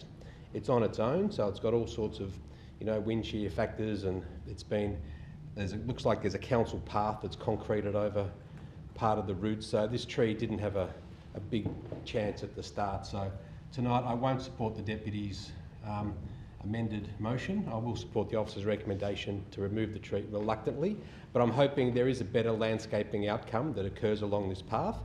And I'd like us to, if we could have something as advice to say, could we please receive some notification once the planting's been done? Have you got that? Undertake? I think that's item 3. Yeah. We can vote on them separately. Well, I'm happy to go there myself and check it out in the future, just to make sure there has been appropriate tree planting, or not tree planting. But just to pick up on Alderman Barakas's comment, we're taking away a tree. We're not going to replace it with like for like. There's going to be probably some deciduous trees put there as well, which are completely different to native trees, and some understory plants put in, which will have some sort of benefit. However, they're not going to compensate for the loss of that tree. It's a different outcome. Okay, so if this... Councillor Dutta. Thank you, Lord Mayor. Just a point of clarification here. I need some guidance. If a member has seconded a motion, does that mean I have to be obligated to vote for it, or is it okay for me to second it for the sake of debate? Yes. Thank you so much. I wonder if we can take those, the amendments separately. Thank Certainly. Okay, so would anyone like to sum up or comment any further? No. All right, so we're going to vote on the 2 amendments separately, because the first one, Deputy, is what is recommended. So we won't vote on that. That's not an amendment. So amendment 2, all those in favour say aye. Aye. Against say no. No. Show of hands, all those in favour. Deputy Lord Mayor, And against? Alderman Zuko, Councillor Harvey, Councillor Dutta, Councillor Sherlock, Councillor Fox, Alderman Barakas, Alderman Thomas, Alderman Briscoe and the Lord Mayor. That's lost Lord Mayor, 1 vote to 9. And now we'll put item 3. All those in favour say aye. Aye. Against say no. Was that... so I'll do that again. All those in favour of item 3 say aye. Aye. Against say no. It's carried unanimously. So now we'll move the motion as amended. So that's 1 and 3. All those in favour say aye. Aye. Against say no. Carried unanimously. Okie doke, we're moving on now to item 12, and so because I'm moving this motion, I'll swap seats with the Deputy.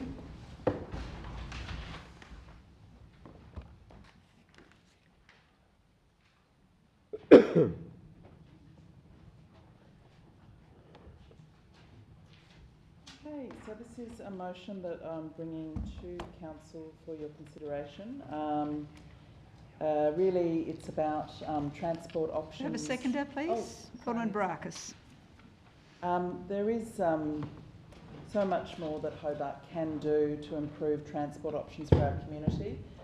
I think we've been a city that hasn't really, it's always had very good public transport. In fact, we had trams and things before many other cities, but then there was a period where we weren't growing and we didn't really need to worry about having a range of options, and we became a very car-dependent city. And we do need to improve our public transport. I think most people would agree that we need to provide more options for people. You know, this is obviously largely a responsibility of the state government, but they need to consider the public transport system of the entire state, and we have certain ability and partners that we can influence in the City of Hobart, and resources to explore some complementary options. So really the motion is asking for us to note a few key facts, but then we are asking the CEO to, or giving authorisation of the CEO to have some conversations, some investigations with bus operators, with on-demand shuttle services, which are taking off around the country and around the world. Some of these are the private operators, but there's also other people like Community Transport Tasmania who've contacted me and said how much they support the motion, because they're getting into on-demand services themselves. So they're a community business, I guess, a Tasmanian community business. So the motion is really just asking the CEO to undertake some of these discussions, see what's happening, see what practical partnerships might be possible, and then report back to us to give us further consideration of bus services. So the options will need to consider and suit Hobart. Free city loop services are in existence in many capital cities, but there are some people that say that the era of free city loop service is declining. Launceston does pay for its service of a free city loop service, and it also connects to commuter parking. UTAS is obviously running a service between Sandy Bay and the city, and that's free as well. So the on-demand services, there are, as I mentioned, a whole range of businesses getting into this space. Sydney, the New South Wales government is subsidising some of these private operators, and as I said, Community Transport Tas is also keen to discuss what they're doing with the CEO. And then there's the option of an inner Hobart free fare zone, which is another option that other capital cities go for. So that's really just providing, with the existing metro bus operator, recognising that inner city passengers don't travel very far. They're often paying a higher per capita fare because we're paying a flat fare and we're paying higher than people travelling to outer parts of Hobart. So again, this is something that many capital cities have, the inner city free fare zone. So really it's open to the CEO to do a bit of fact finding and come back and see what might be possible and what might be suitable, and just see whether we can be a bit more proactive with this. As I said, we're not trying to replace Metro, we're not trying to replace the state government, but I think lots of cities around the country are looking for ways that they can supplement the main state public service with some of these new innovative shuttle bus, minibus, on-demand bus type of options. Thank you, Lord Mayor. Further discussion. Alderman Zuko? Yeah, look, I support this, and I support the report coming back, which is really good. But I do have some questions which I'm not going to move any changes and all that. I just wanted to highlight it, and hopefully those that write the report will give consideration to the points I want to get. To me, there's never anything that's free, right? So someone's got to pay for it, whether it's a state government, whether it's a Hobart City Council or that. So somewhere along the line there's got to be a payment. I would like also, when this report is being looked at, is to look at a report that should be sitting on the council shelves in regards to the park and ride city loop that I put forward years ago. There's a report that's sitting there in regards to that in the park and ride, because that was intended to be paid for by the parkers that parked in the car parks. I travel a lot on the Melbourne free tram service around the city. I've got an apartment in Flemington. I usually catch a train into the city, and it's fantastic. You've got the paid zone and the non-paid zone when you are in the city, which is great. Again, that's provided by, I think, Melbourne City Council stroke the tram organisation, with there's 2 or 3 Yarra trams, whatever it is, as well. So I support this, but I would also hope, because when I was reading this, because it was saying to provide a free city bus service. What I would also like to hopefully see, because I took that as a bus service that comes into our city free, because I think that's where Metro and the state government should be working with the Hobart City Council, in the sense that they should be looking at times of the day where bus services are coming into our city that are free, because there's probably half a dozen people on there. But you know, and reflecting on what Councillor Harvey was talking about, if there is an offer that you can travel free on a bus between certain times, the bus is coming in, and if it's only having 6 people on there, but if it has 30 people on there coming in, it's better for the city as well. So, but then when I read the rationale, I didn't mean that, but hopefully the officers could sort of take that on board, and I have no doubt that the Lord Mayor would sort of like and agree on something like that, and we can deal with those things when the report comes anyway. Because I've always said, when we're seeking a report, we shouldn't try and overchange the intent of what the elected member's trying to put forward. Is we can reflect on what our views are, allow the report, and then we can deal with it once the report there and we've got more information. But I'd love to see free bus services at certain times of the day coming into things. We have got the worst public transportation. I used to always hire cars years ago when I went to Melbourne. I haven't hired a car in Melbourne for years. There's no point, because I can travel. If I don't get picked up at the airport, I just jump on the bus straight to the city, catch a tram in the city, and go straight to my apartment. Very easy. And then I've got options there. We haven't got those options here, and I think, you know, we need to be working with the state government. We need to I think even business. We should look at our businesses in the city on how we can do, you know, what Alderman Harvey was talking about earlier in a committee about, you know, how can we encourage thing. We could do, if you, on certain days, if you catch a bus into the city and you've got a bus ticket valid on that day, within 3 hours of spending X amount of dollars in the CBD, you get a free bus ticket back or something like that. Those are the things that we need to be doing and encouraging. Look, I support this. I'll await the report, but I just hope that the report expands how we can, you know, who knows. Look, you know, I did say to Alderman Councillor Harvey before, personally, I'd love to see trams back in the city. I know people say it's going to be a massive cost, but remember, the cost will be only once, and I'd still like to see the Northern Rail link, and maybe links and rail even down to Kingborough. Alderman Briscoe. Yes, I'm going to support the motion. I think it's obvious. Pity it hasn't come up through our transport strategy. The officers should have been, may have brought it up to us before. Just as a question, my understanding of, which I haven't been to Melbourne for 3 years now for some reason, and I used to be regularly going there, visit family and friends, and I have used that free service. Somehow it was a gimmick. They brought in the free central up to St Kilda, I think, isn't it? No, it's the city outskirts. City outskirts. It was some state government way to get votes, and then there was a change of government, and the other government said we'll fund it, and so the funding, I believe, comes from the state government there. Now it's the city of Melbourne is a big city. Is it? Am I thinking wrong? It's 6 million. No, 58,000 in the city. No, I meant the Greater Melbourne, because obviously, yeah.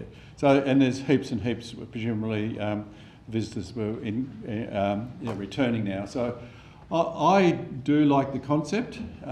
We did run some around the city shuttle buses at some point.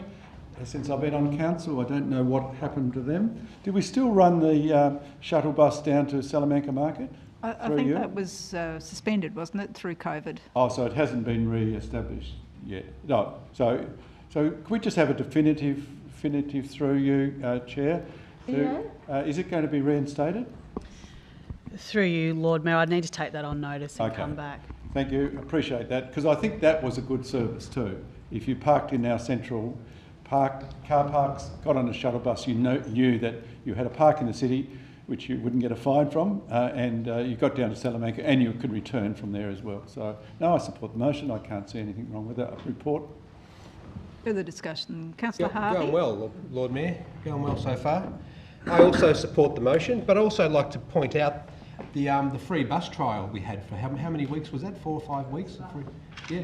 And the growth in public transport use. There was some terrific feedback, and that would be something that, you know, I would support into the future. Free bus travel, and that does get cars off the road. It does save people money. It's good for the cost of living for customers. It's just a commitment from the state government to be able to fund it going into the future. I'd also just like to point out that this motion does support the Hobart Transport Strategy 2030 implementation plan. Number 5 of that is increased participation in great public transport and reduce city congestion. So anything that gets people out of their cars, and that includes encouraging walking and cycling, which are priorities for the City of Hobart, and public transport. So they're the 3 main priorities, is fantastic. And hopefully we can hit that target of 10%, up from 6 point something, get it up to 10% in the next few years. But I do think the free public transport is one of the keys to this. And I do remember reading some comments about how much people saved coming in from the outer suburbs into the city every day by free bus. And I've got to say, my partner also took advantage of free buses, and she travelled up the east coast. She went to Launceston for a walk in the gorge for the day. So she utilised that. She went down to Dover as well one day just to check out the free bus options. And it was a very good option, not just for her, but for hundreds of people in Hobart that did take advantage of the free bus system, because it does really incentivise you to catch the bus when it's free. And we know that buses are safer, and this is another comment that I think I read in the paper. They felt safer on the buses because the buses had more passengers.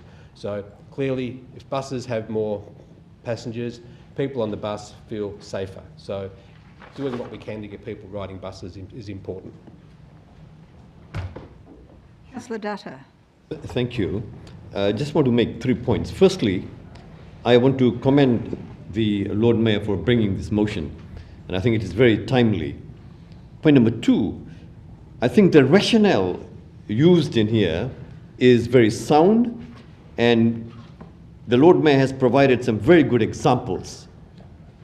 And the third point I want to make is this, that the administrative staff have recommended this to us to support this. And I think it's a very good way for me to accept this, because sometimes the administrative staff don't support it, or it is not as clear. But in here, it is very clear, and I would accept that, and I would support this. Thank you. Further discussion? Alderman Thomas. Yeah, thanks, Deputy. Not surprisingly, I also support the motion, but to put a bit of context in it, this potentially, over a period of time, could be very beneficial as a study, because, and just by way of explanation, the inner city free tram zone in Melbourne actually resulted, it was an initiative of the Committee of Melbourne, which actually did an economic analysis and a social impact analysis and recommended, as part of its wide-ranging economic, social and environmental work that it does on a medium long-term basis, that this be introduced, and it's been an outstanding success.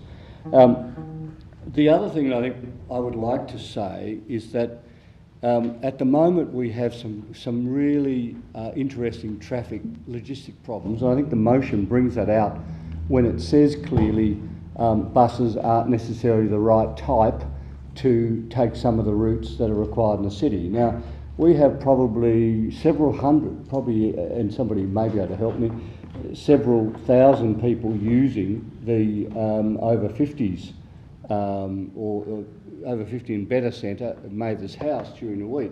But we also have up at U3A, up on the Domain, 1,700 plus a week people going to listen to lectures at U3A. There is no public bus service on the glebe. The idea of the commuter bus, at one stage, when we were looking at the ferry services on the river, and I still believe that South Arm and Opossum Bay would be a wonderful addition and get 100 cars off the road at least a day. When we looked at the Bellarive one, we had a situation where, to avert the problem of traffic congestion around Bellarive Quay, which is now proving to be correct, a little feeder bus would do a run around Bellarive, Lindisfarne, pick up people, bring them to the ferry. As soon as those 2 peak hour services have been finished, it would then come across and then run people up to U3A from Mather's House. Brilliant way of moving people across in minibuses and getting some of those people to enjoy the U3A offering. And it is far too hard for them to get to U3A. So that 1,700 could easily become 2,400 if you get people to it. The third thing we were looking at that time was that there was no public bus up to Mount Wellington. So we had the idea, or I had the idea, that the feeder bus could do the run in the morning at Lindisfarne, bring people to the Bellarive ferry, then come up and do the Mather's House stuff up for U3A, then do a run up to Mount Wellington, then come back and in the evening go over to Bellarive and take people back home. Those are the sort of really valuable alternative ideas that could come from this study. But certainly, let's hopefully, and the final thing I'd say is that at the time of the 2018, the total amount of money that Metro was earning from peak hour transport across Tasmania was $5.4 million. Now, that is not a huge amount of money in a state budget that's over $700 million. Now, that is where the big drive comes from. You're bringing in, and the state has not just with this latest extension of free services, it has, as you know, explored things. If you got up early enough, 6:15 to 7 o'clock, it was free in the morning. So they've dallied in this area, and this is the perfect opportunity to bring in some wide-ranging discussions. If you can get the stakeholders in the room, if you can get Metro to look at, and I believe from talking at one stage with the Chief Executive, that they are looking at smaller buses at last, but it's a cross-referencing, it's a cross-parallel runs in the city we don't have, and that's going to be very critical from here on in. So if we can, when it's put into action as a result of being passed tonight, I think it's really important that we structure it in a business sense to do the study very carefully to pick up some of these points. Otherwise, it becomes a blancmange, and it'll still be going in 3 years' time. Thank you. Further discussion? Alderman Barakis. Thank you, Deputy Lord Mayor. And Lord Mayor, I think you might be on your way to a clean sweep with this one. Yeah. Look, I know during election years there's always cynicism, and I may have been initially cynical, but reading the motion, I think it's a good one.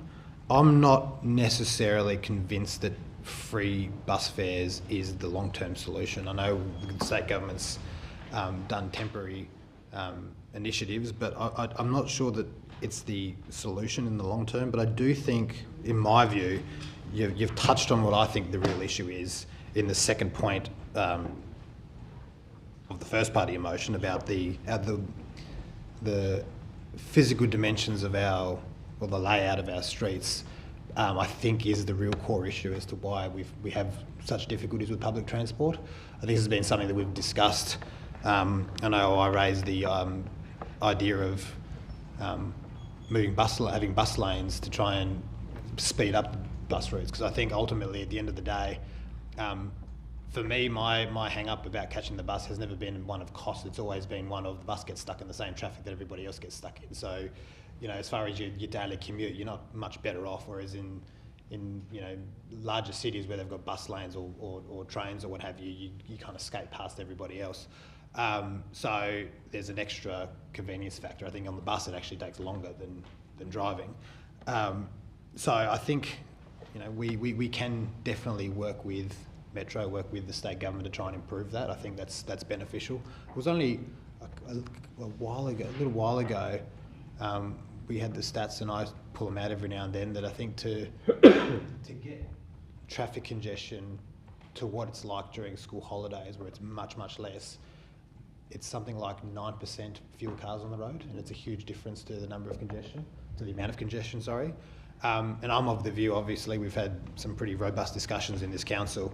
I'm not one to support initiatives to penalise drivers, but I would support anything that increases the effectiveness of public transport or active transport to give people more options as to how they get around the city. And I think if we can work with Metro, work with the state government on what we can do as far as the owners of the road, what we can do with other initiatives to make public transport more appealing and more convenient and more efficient, I think that's something that will benefit everybody. I did have, and I might float it, and I'm not trying to be difficult, because I actually do support the motion and the intent of the motion. I might suggest an amendment. The intention of being, I remember a while ago that I floated the idea of bus lanes, and the suggestion, or the rebuttal from the Deputy Lord Mayor actually, was that we shouldn't be doing anything like this without liaising and listening to and hearing from Metro. And there was always the intent that we were going to have some workshops with Metro that I'm not sure we had, because there was a changeover of CEOs and whatnot. But just outside of that particular issue of lanes, I think it would be beneficial if council had regular workshops with Metro, not just individual private meetings, but open workshops where we can discuss what Metro needs from us, what we would like to see from Metro, how we can work together to improve the system. So I'm not making any sort of full changes to policy or changes to this motion, but I might suggest adding that we do have regular workshops with Metro, so we can have those ongoing discussions openly and regularly, so we know what they want from us, and they know what we want from them, and how we can improve that. So if the Lord Mayor's happy to include that, I'm happy to. No, that's fine. Yeah. Just as a part. Regular Workshops with Metro. With Metro. Workshop with Metro. It's just occurred to me that I actually was the second of this motion, so I'm not sure if I'm able to move anything. Is the Lord Mayor allowed to accept that in if it's come from the committee? Is that all right? Yeah. Yep. Okay, if you're right, would you like to accept that in, Lord Mayor? That's fine. Okay, thank you. Yeah, so look, I'll leave it there, but otherwise I think it is a good motion. Any further discussion? All right, I'll just make a few points. Thanks, Lord Mayor, for this. I think any sort of focus on improving public transport or those options is good. And we know full well that over the course of the month of April, when there was an extension of free buses, there was a significant uptake. And I didn't actually see you on the free buses there, Alderman Zuko, but I certainly was catching them because, I found that it was quite well, I mean, it was catching a bus anyway, but it was nice that it was free, and certainly for those who did find it more expensive and a greater proportion of their income by catching buses from the outer suburbs, it's a lot more beneficial.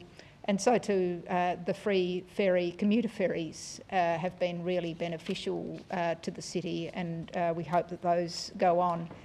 Just to point out that when the Lord Mayor was away and I went to the Greater Hobart Council's meeting with other mayors, we did put it to the minister responsible that free bus service was extended, but it really fell on deaf ears at that time. I think this motion is a really important one, and it's not for us to engineer the outcome. It's really for the officers to go away and to discuss with the various organisations and other organisations, including Metro, to come back with a good solution. But we are, in a way, as has been pointed out by Alderman Zuko, if we're getting more people to come into the city at particular times, it's not a bad piece of social engineering to try and get people into the city so that we are stimulating business as well. So I commend this. I think it's a great motion, and look forward to a report coming back. Lord Mayor, would you like to sum up? I think it's fine. Thanks. All right, so I'll put the motion with those slight amendments which have been accepted in. Those in favour? Aye. Those against? Item is carried unanimously.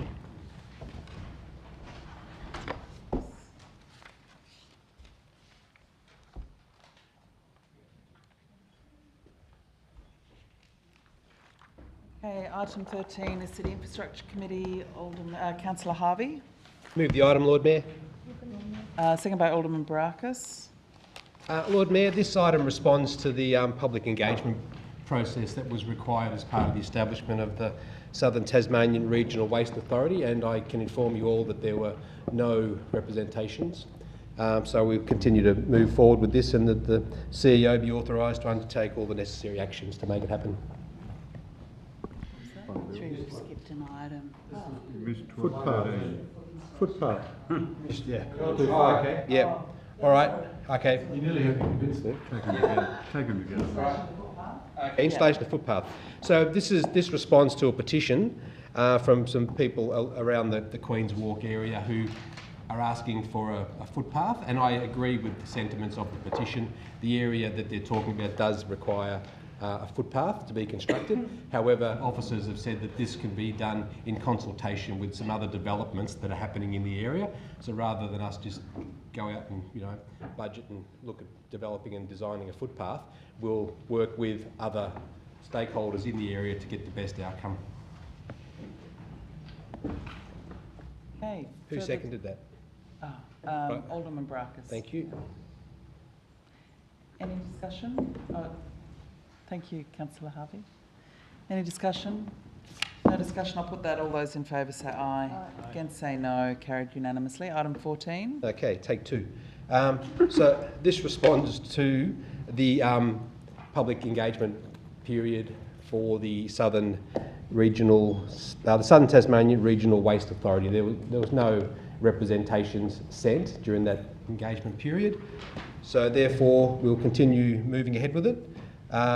So the proposed rules of the Southern Tas Regional Waste Authority, as notified in Section 31 of the Local Government Act, be approved, and that the CEO now do whatever's necessary to finalise these arrangements. That's seconded by Alderman Barakis as well. Alderman. Yeah, just through you, Lord Mayor, I wonder if I could quiz chairman of that committee, just very briefly. Through you,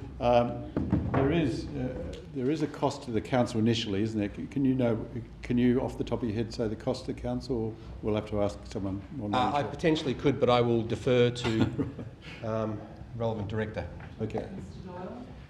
Lord Mayor, the initial cost has been detailed in earlier reports, Alderman Briscoe. My memory is between $30,000 and $50,000. It depends on the timing that the joint authority is finally set up and how long before the new authority might be able to take advantage of the new waste levy.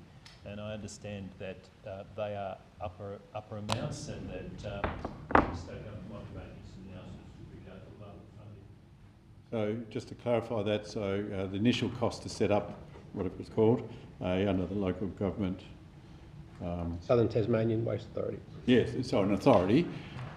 Presumably then there'll be more costs for a CEO and a few staff, and then an office, and then a car, and so we don't know any idea of that cost. So you, Chair.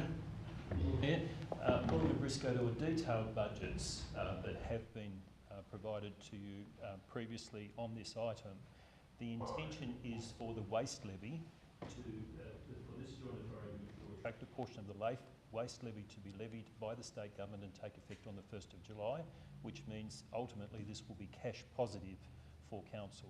In the absence of the joint authority, the waste levy will not come our way. There will also be financial advantage in the management of the new recycling contract. So in terms of the overall cost of the authority, it was estimated, my memory is some $300,000. The actual annual ongoing cost to this council should be zero. Thank you, and thank you for that. I sort of had in my mind 250,000, but 300 is probably fairly close. But we would not be moving to appoint a CEO or the other things that I mentioned until we had guaranteed that the funding was coming from that waste levy. Chair? Mr Doyle. Lord Mayor, the process is that if Council adopts or finally adopts the terms of reference this evening, a process of implementation will take place. Now, there will need to be some interim arrangements and certainly an interim CEO to actually set this up. Bear in mind, Lord Mayor, we are one of 12 councils that's active in this space. I would have thought that a new board, having been established in accordance with these rules, would want some guarantee of ongoing funding before they contracted a CEO, but there most definitely will need to be a CEO if the joint authority is to take effect in the longer term. It's really thank you for that. It's really a chicken and egg. We will have to put some money in, and we assured, I think that previous report assured that we would get money coming from that waste levy. Yep, okay. I'm just sort of reminding myself because it'd be dreadful if we found that we were carrying the cost, but I think you've reassured me that we probably won't in the long run. Yep. Further discussion? Just to sum up briefly, Yeah, if that's that's okay. Just to assure Alderman Briscoe, if we don't have this authority, it's going to be very difficult to do waste management into the future.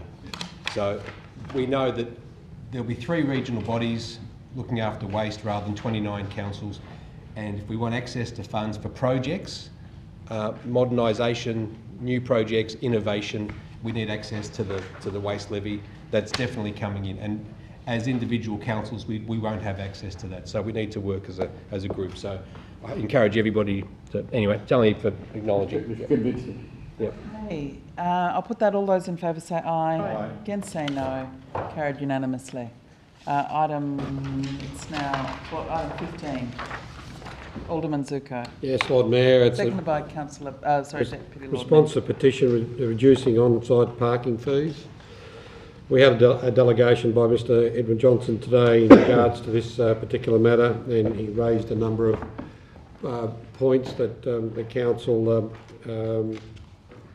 the committee sort of asked questions on. And this is a response to the petition of some 3,000 odd people, Lord Mayor. And the council is going to go forward with a number of matters to deal with the motion. At the committee, I moved an addition to it because, as I explained to committee, Lord Mayor, it was about 6 years ago when I was pushing for us to do a little bit more in regards to our car parking. And about 4 years ago in this chamber, it was agreed that something would happen, and a report never came forward. Insofar as that an urgent report be forthcoming on a shop and save parking discount system and comparable to Victoria Gardens or similar programs. So that way then we can look at, as you mentioned, Darwin, Lord Mayor, and other. So we can look at programs that's very similar to what we're talking about the buses. If we can get, I understand we're all trying to stop cars coming in the city, but at the end of the day, you know, people still want to drive their cars in the city. But if we can get cars coming into, getting people coming into the city on the quieter days and all that to shop, that's the whole intent. And the report consider a phasing in program, including best times of the day for the use of the system, including which businesses partake in such a program. And in particular, Lord Mayor, as I'm always asking this council to, the financial implications, because at the end of the day, Lord Mayor, we can all come forward with great ideas, or we all can come forward with motions and everything. We all need to understand what the financial implications are with any proposal, and if that in some way helps businesses in the city pay their rates, because the CBD rate base is one of the biggest rate bases in our municipality. I think it's very prudent. And of course, as normal, Lord Mayor, that the petitioners be notified of the council resolution. Mr Johnson was at the meeting, Lord Mayor. He was actually quite happy. You know, he's left he was very happy with the report. He mentioned that in committee. So if this is supported tonight, I would say we've appeased Mr Johnson's and the group's petition. So move, Lord Mayor. Alderman Briscoe. Yes, thank you, Chair. I was sort of in the audience beside Councillor Dutta for part of this meeting. I didn't hear the delegation or the deputation. I was hoping that during our budget stuff, which is coming up, that we actually talk about the fees, of parking fees. Now, I think the initiatives there are listed really well, and obviously I will support it. But part two, the request for permanent price decreases be rejected. Now, I suspect that it is a complex area, and I would say prior to budget considerations, it may be that in our budget consideration there could be some permanent price decreases, but would this number two be binding on the budget considerations? So a question through you. Through you, Lord Mayor, Alderman Briscoe, no. Another resolution of council could come forward as part of budget deliberations that would in fact render this obviously informing decision making, but it wouldn't in any way restrict you as a council from making an alternate decision around fees down the track. Yeah, thank you. I do recall was it last year? Yes, I think it was last year. I don't know whether we had the budget discussions online, I cannot remember, or whether we were in person, but I do remember having quite a detailed discussion about increases to increase the fees to counteract some decrease in rates that we're experiencing, or decrease in income. And to me, as a member of the public who was talking to me, which is good, down there you get some good ideas. And I think also Alderman Zuko mentioned it as well, that we're one of the very few councils that rely on that income, and that may be unhealthy. I think, through you, Chair, was that correct, what I've just said regarding... Yes, Lord Mayor, I made those comments. Yeah, and I've made the comments before that I think it's unhealthy that we're relying on fines for parking too. I think that's unhealthy. We're relying on it as part, a certain percentage we probably all, but to rely on it and big decreases in parking fines, because we all get the message that our parking officers are very efficient in their compliance duties, which I think we should expect them to be, but it means that basically they're out there earning income for us for fines, and I don't think that's right. There's always been in the state government, we have speed cameras. They always say speed cameras are not there for revenue earning, but we all know that that's a significant income for state government, and I hate to think that we are relying on fines to fund the services of Hobart City Council when we should be relying on presumably rates. But anyway, that's if you assured me, CEO, that we could have another motion after our budget discussions, that too could be changed, I was supporting the motion, because I think all the other parts are good. Further discussion? Alderman Brackus. Thank you, Lord Mayor. I think, I'll support this, and as was said just earlier in the committee, I think it's important that we reflect on what was said a couple of times, that our council's own survey did highlight that parking availability and cost was the number one issue by the majority of people, not just in the business community but also the broader community. I think that we do need to, ensure that we are being responsible as to how we apply our budget, and how we can't just drop charges all over the place and blow our budget out. But we do also need to be responsible in our spending, so we're not constantly going back to the hip pocket of people that not just are paying rates in the city, but those that are using our facilities and our services. I would hope that, especially in regards to part 2 of this motion, you know, while I support it tonight, I think we do need to ensure that we're not putting an unnecessary burden or an unfair burden on those trying to use our parking facilities. I think, as was said earlier in your own motion, Lord Mayor, as I said earlier, you know, whilst I agree that encouraging people to use public transport and other forms of transport is beneficial to the whole mobility model of the city, I wouldn't want to be doing it in a way that penalises people who need to or prefer to drive. I think we need to make all these options as as convenient and easy and as possible, so that people are able to get around the city in the way that suits them the most. I know that with our parking, we do have periods where parking demand's quite high in those peak hours where we don't have enough parking, and then there's periods where outside of those hours where we have parking costs might be too high, or we might be needing to encourage people to use those areas. So I think that if we are looking at, you know, the shop and save and those sort of things to encourage people to use, to come into our areas and retail areas at times where they're not currently doing so, to support those businesses that are struggling. I know in Salamanca there's hairdressers and stuff that don't operate during the night time. Night time is when, you know, good luck some nights trying to find a single car spot down there. But during the day, that end of Salamanca, it's quite empty most of the time, and these businesses that operate during the day are suffering from the perceived, at least, view that parking's too expensive in the area.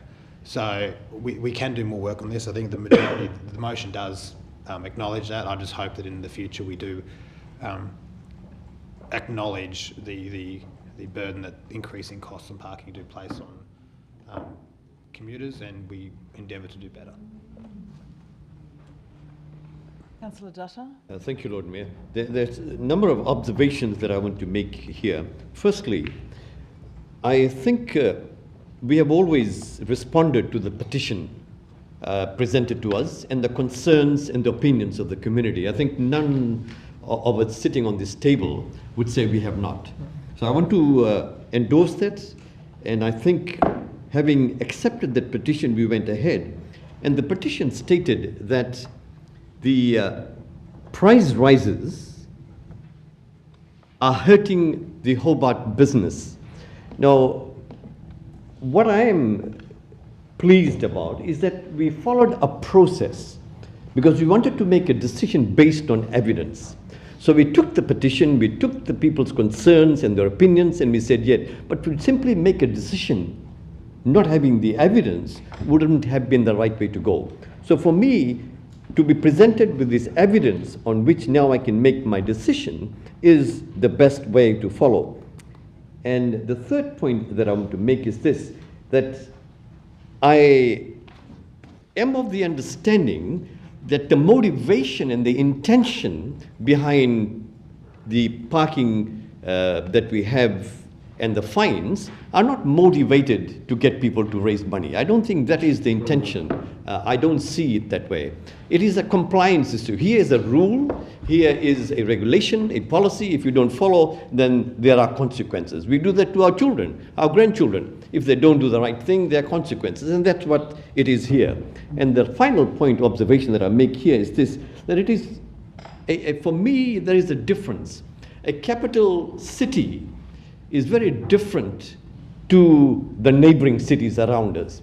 It cannot be compared. It is not similar, it is very different. And I could go on and talk about the differences with the Hobart City Council and other neighboring cities, but it is an observation I make. Thank you. Alderman Thomas. Well, I wasn't going to speak, Lord Mayor, but we're already into the 8 o'clock slot, so it doesn't really matter now. Lord Mayor, I think it's important, and I do take on board what Alderman Zuko said, but let's look at the rationale, the reason why we had regulated parking in the first place. And it was to move vehicles on, so we didn't have Alderman Baraka, not Alderman Baraka, somebody else, come into the city at 8 o'clock in the morning and stay till 5 and go to work. There's a reason for regulated parking. There is a Shush, you're taking my 5 minutes. And we pay for it. Quiet. Look, the reality is it's there for a reason. What is interesting though, and the gentleman that worked on this, and the number of petitioners was significant. The reality is, if we go to the central city, and there are areas around near the Magistrates Court at certain times of the day, down at Salamanca at certain times of the day, when there is a real demand, and the pricing, from my understanding, the differential pricing actually changes depending on the time of the day because of the demand factor. But it's interesting if you give it some thought, and I've been listening to everyone else, I've had time to think. Down in Salamanca, somebody who's running a coffee shop, which is charging, what, $4 or $5, $6 a cup of coffee. The person who comes along, and as the petitioner said, the person leading the petitioner, it can be $5 an hour in Salamanca. Now the reality is, if you go to Salamanca and you're going to a show at the Peacock Theatre, or you're going to somewhere as a medical or other professional office, the $5 you're still going to go. But the person who's got the restaurant or the catering thing, the $5 for charge for their parking is going to be it have an impact on whether you're going to stop for a cup of coffee in Salamanca, because it'll be double what the cup of coffee was. So when you do this incredible exercise, a further exercise, you almost have to map out why people are going to different areas, because if there's a significant amount of let's call them the $5, $7 coffee shops in Salamanca, then that's a real hit. Whereas the professional areas of town, people are going to pay what they have to pay to go to that particular premise, and particularly in our Hobart environment where we want to park right outside. So I think it is a question of being a little bit scientific and a bit more structured in the way we look at the areas, because that gentleman certainly wanted us to look at areas in terms of non-competitive parking, because where they were in Salamanca, they were really being hit by what was equivalent to $5 an hour. So I think it's important that we reflect that in any further work that's done, because there could be a large amount of businesses in certain areas. North Hobart, before the changes, is a classic case. If we're just dropping in for pick up a newspaper at Salamanca News, or going in for a cup of coffee somewhere, then the $5 an hour can be a big hit. Thank you. Councillor Harvey. Lord Mayor, I thought I'd just remind everyone about something I referred to earlier, which is the Hobart Transport Strategy 2030. This is the implementation plan. And these are the 9 themes and positions that we've signed off. So theme 1, we make our decisions based on evidence and current key data.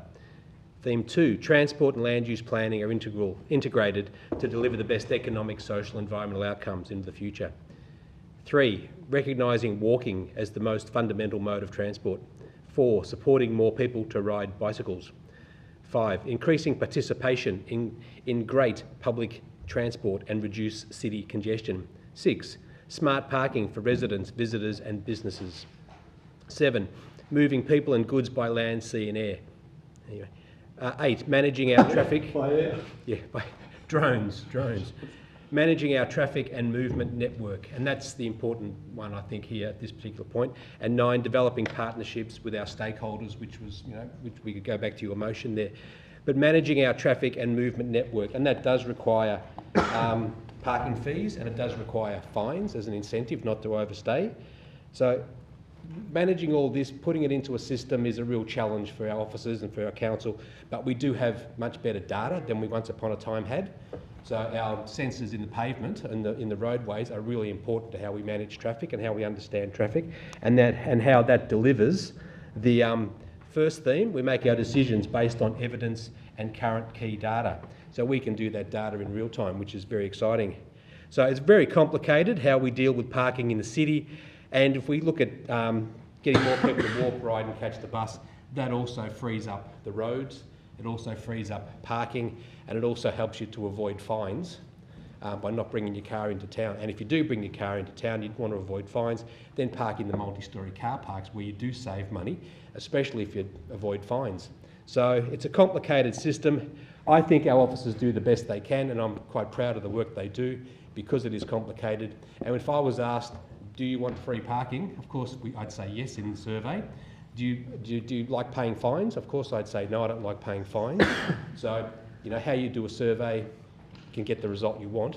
So anyway, but I'm happy to support the motions here, and I'm hoping item 6 will be interesting, the shop and save. Not against it. I think if we can, like Alderman Zuko I think mentioned, if we can stagger times in the city during non-peak hour or versus peak hour, and we know where that traffic is, if we know that there's only 10% occupancy up at, you know, wherever, we can actually look at the maps, look at the occupancy rates, and stipulate certain areas might be cheap parking at particular times. So I guess all these things come into the mix, and Robert Stevenson, I'm sure, is looking very much forward to writing a report for us about all this. Any further discussion? I'll just say something very quickly. Look, I just wanted to, just while we're on parking, and it's not specifically mentioned in the report or the recommendation, but I hope that it's central to where we're going forward, is just encourage people to use the Easy Park app. It does change your life. It's so much easier than the use of the meters. I don't know what our current uptake is of the Easy Park app in terms of people using that rather than the meters, but you know, it is such a great product. And it would fit in really well with shop and save type of initiatives, and you only pay for what you use. So you go back to your car early, and you drive away, and you're only charged, you know, a fraction of the amount, rather than having to sort of pay in advance and basically be dictated to by the meter. So it does allow a lot of flexibility. It's also cheaper for, the rate's cheaper for parkers, and the whole operation of it's cheaper for the city. So I do hope that as part of what we're doing, we're talking about how we really boost up the use of the Easy Park app, so it is sort of the main way that people pay for their parking in the city. Just a question, Lord Mayor. You prompted me, Easy Park app. A few years ago, someone pointed out to me, and it probably could be an urban myth, but I'd be interested to know who owns it, the app, because it was told to me that it was owned by a Russian oligarch group. Google it. Well, I've tried to Google and I can't find it. But I wonder if a question on notice to the officers: who actually owns, and where does the sense of that app go to? Is it so that's something that I'm sure that will be fascinating to find out. And it could be a French company, but if it's a Russian company, we might have to reconsider.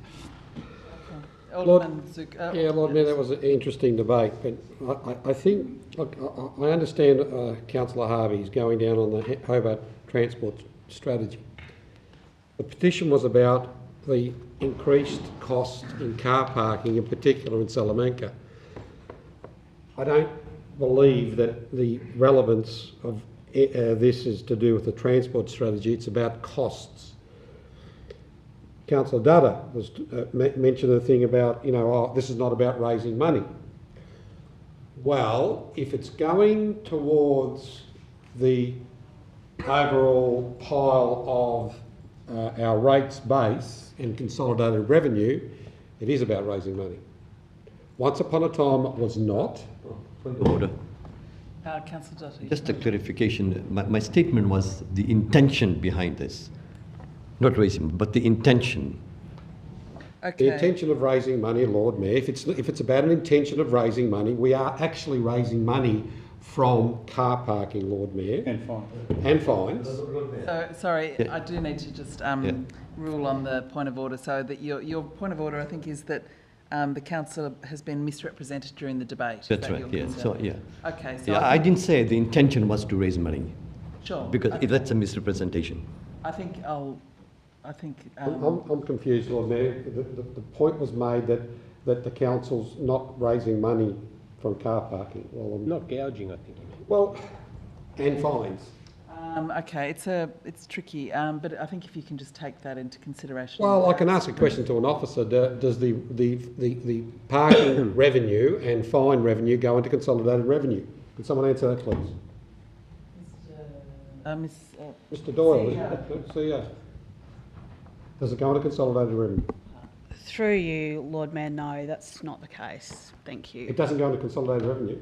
What Well, does it it does. There are elements that go into consolidated revenue, but I understand there also in the past has been a practice of reserving some parking money for specific purposes. for council use? That's correct, Lord Mayor. Okay. Consolidated revenue. Anyway, Alderman Briscoe made a point about point 2 about we rejecting the reduction in fees. I just want to just clarify that Mr. Johnson was quite happy with, at the end, the explanation in the report. What he emphasised was that he didn't want to see a continuing increase in rates. Lord Mayor, I understand. Look, I'm very much. I use this like anything, but there are people that cannot use phones and cannot use the app. And I've got to say, speaking to one hairdresser I know who advised me about a lot of their clients, you know, when they go in and want to get their hair done, especially if they're in the elderly demographic, Lord Mayor, a lot of them don't use apps and probably in the hairdressers for about 2 hours. So it does become costly for someone who is probably a pensioner. Look, in all, Mr. Johnson was reasonably happy with it, and I believe that all he was seeking to do is highlight the factor of the increased fees. And you know, this is not where this started was Salamanca, because it hurt during the day. A lot of businesses there during the day, not necessarily in the CBD. I think that I was also quite comfortable with the report, but I think what we need to do, we need to understand that not everyone wants to walk, not everyone wants to catch a bus. There are those people that want to park in our city, and you know, whether we're a capital city or whether we're not a capital city, other cities, cities around, very close to this city who are taking business away from our CBD, offering free parking. Okay, Alderman Barakis. Lord Mayor, there's a point of clarification. I have an answer to Alderman Briscoe's question about Easy Park. If I might. Qualified answer. In 2017, Easy Park Group was acquired, which trades out of Stockholm, was acquired by Vitruvian Partners, a London-based equity firm. Yeah, And the other mob as well. Too. Yeah. But yeah, They're oligarchs, so I can find. Alrighty, let's out of London, where's all the oligarch money is? let's vote on the motion now. All those in favour say aye. Aye. Against say no. Carried unanimously. So we'll now move. I need a motion to move into our closed portion. Seconded by Alderman Barakis. All those in favour say aye. Against say no. Carried unanimously.